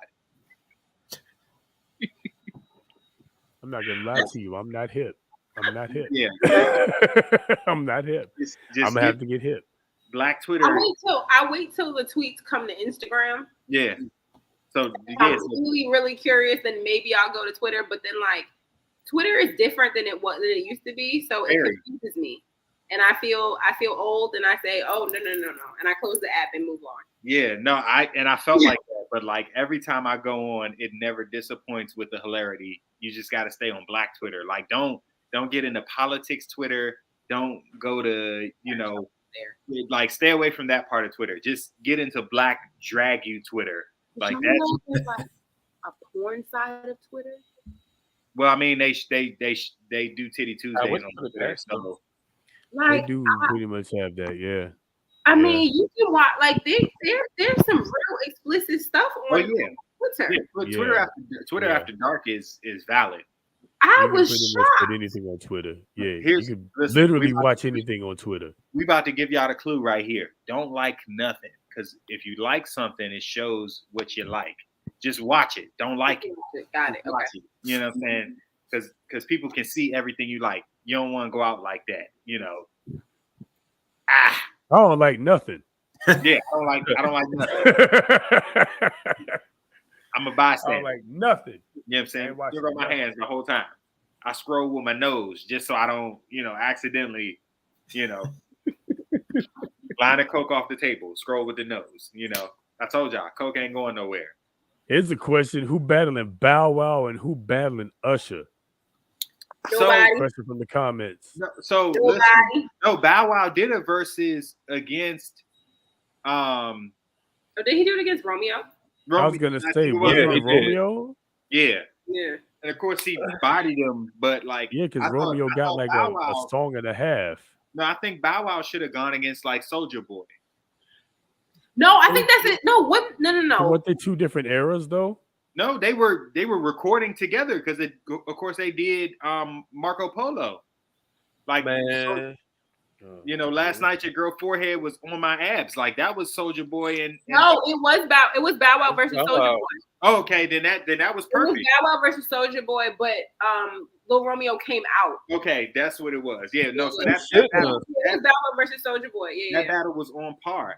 I actually felt like Usher should I would probably, and I know they're slightly different, but in terms of just having hits, I'd like to see a Usher Chris Brown kind of thing. You know what I'm saying? Because Usher got like hits. Like Chris Brown got like radio hits that you forget. Usher got hits that last. So they could both give you a hot 20 and you'd be like, damn, I don't know how to feel about it. Usher, Chris Brown. they That's should have did interesting. Bow Wow and Lil Romeo. I mean, he had Romeo some ain't got bangers. enough. Romeo ain't got no catalog. Right? Yo, Yeah. that Romeo- ICDC college I theme was gonna song say, slaps, yo. Romeo's best song is ICDC College. That's not cataloging. But that slap though. Sleep. Hey, The Kev. best one was still Lil Jon and T-Pain. That was See? still the best one. See, OJ Simpson when he seen Ron and Nicole at the crib. Like this dark Twitter is, Oh Lord. All All right. Hey, We Kev, all. Kev. All right. Hey, that's it. All right, last one. Stay with me. We're all standing up to cancer. Dude in a wheelchair. Oh, Terrible. Dark humor. All right. That's it. We're out. Kev. That's it. Hey, Kev, I That's thought it. you were gonna say Usher versus Justin Timberlake for a second. Now I could get with that. That would as have been well. good. That's been good. That's good. The only unfair thing, and this would be me, is the Tennessee Kids. Like that's a level of I ain't even talking in sync. Tennessee Kids takes Justin Timberlake to a To a place whole nother level, man. it's unfair because the Tennessee Kids goes hard in the paint. So they actually came out. Timberland and Swiss actually came out and said no disrespect to JT, but this is for the culture, by the culture, and so no, you can't participate. Which and I'm glad they did it, because JT did take a ton of the culture, but his music is so dope that I wouldn't have been mad at it, but I understand it, Mm-hmm. And also we still a little mad at him for what he did to Janet Jackson. Are we? I mean, are we? Are we mad that the titty came out? No. Are we mad that his actions ruined her career? And from that point, fucking from that point, I mean, what was she trying to do after that? Her opportunities were never. Didn't she marry like a prince? Didn't she marry like a prince? Okay, like an but actual, like in real life prince? Was that Justin Timberlake who did that, or were that the camps behind them? Was that society who said, "Oh, we're going to ostracize this black woman"? Like, I can't put that on Justin. Like, I can't put that on him. If Janet Jackson asked you to pop her titty out, but she didn't. It was supposed to reveal her bra, and keep it pushing. I And mean, they did a whole documentary. They did a whole documentary about it. First of all, YouTube is YouTube because of Janet Jackson's titty. Like I'm not even joking. Like the reason why YouTube became got invented was because the people who invented YouTube said, like, damn, I wish we could go back and watch that again and again and again. And they created YouTube. Not that old. No, It is. YouTube's not that old. No, YouTube is literally that old. YouTube is Janet Jackson's titty old. Wow, I didn't know that. Yeah.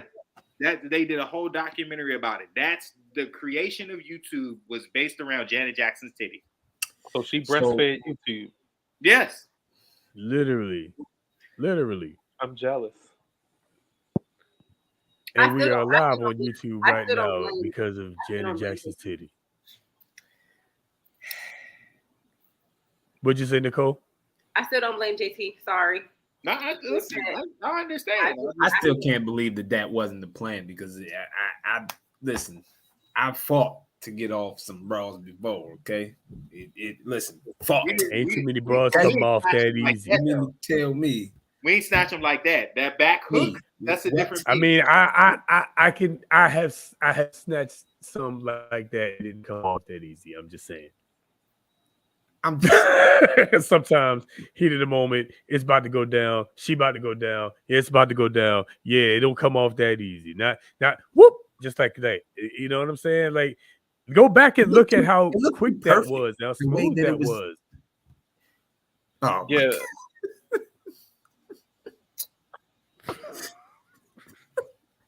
Yeah, I feel like I'm gonna go to hell. Like I just don't. You're gone. I'm on the way. But dark humor Twitter, Black Twitter they're rolling like. Yo, what got me was the one with the guy using the hand dryer, and he had a little tiny hand and it started flickering in the wind. Bruh.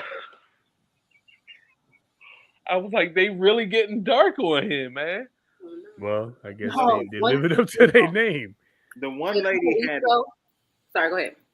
The one lady had a nub on the end of her hand, so her hand looked like a phallus, and somebody was like, "Hear me out."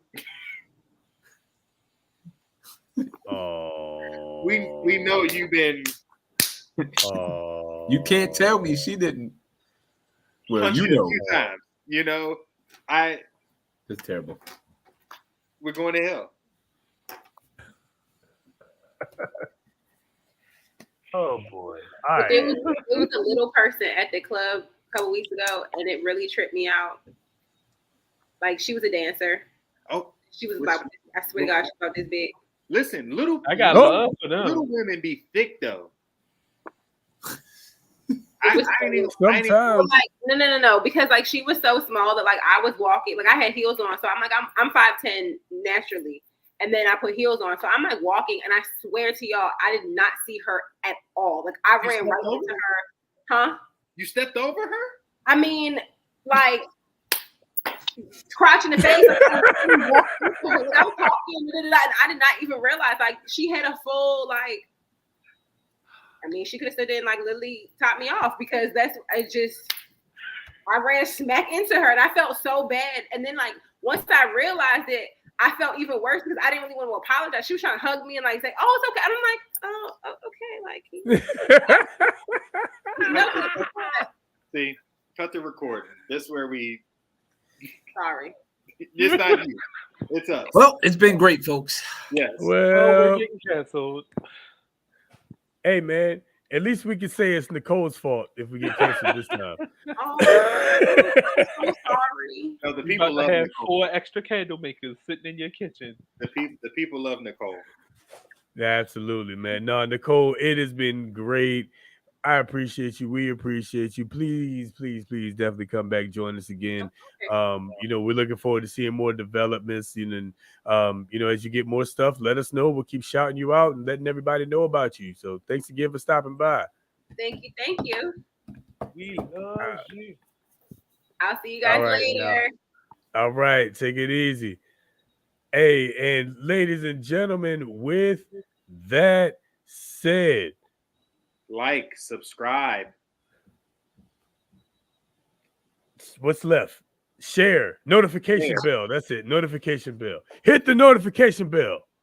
All right, let us that way you know when we're going live and all of that shit, man. Fellas, this was good talk, man. This was the good stuff. This was a good stuff. I've been drinking. I've been drinking.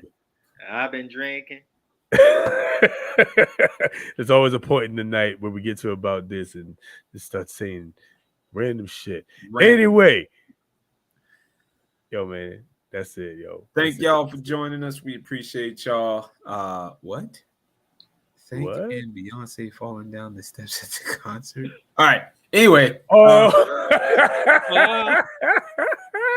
Thank y'all for being on the show. We really appreciate y'all, man. We gonna see y'all next time. Take your post, like, subscribe, share, all of that good jazz, man. Yeah, again, we appreciate y'all. Don't forget, once again, go get your candles. Dad 25, discount on. And yeah, we out of here. People, we out of here, man. Send me those Peace, orders. And like my shirt says, leave y'all something positive. Scripture's sake. And to Felicia the Lord saith, and just like I say it to you. Bye, Felicia. Fare thee well. Fare thee well. Fare thee well. Until next Friday. Fare thee well. Get back at us next Friday, 9 o'clock, man. Don't be late. No, be late, whatever. Come back and holler at us, though. We out of here. Peace. Be safe.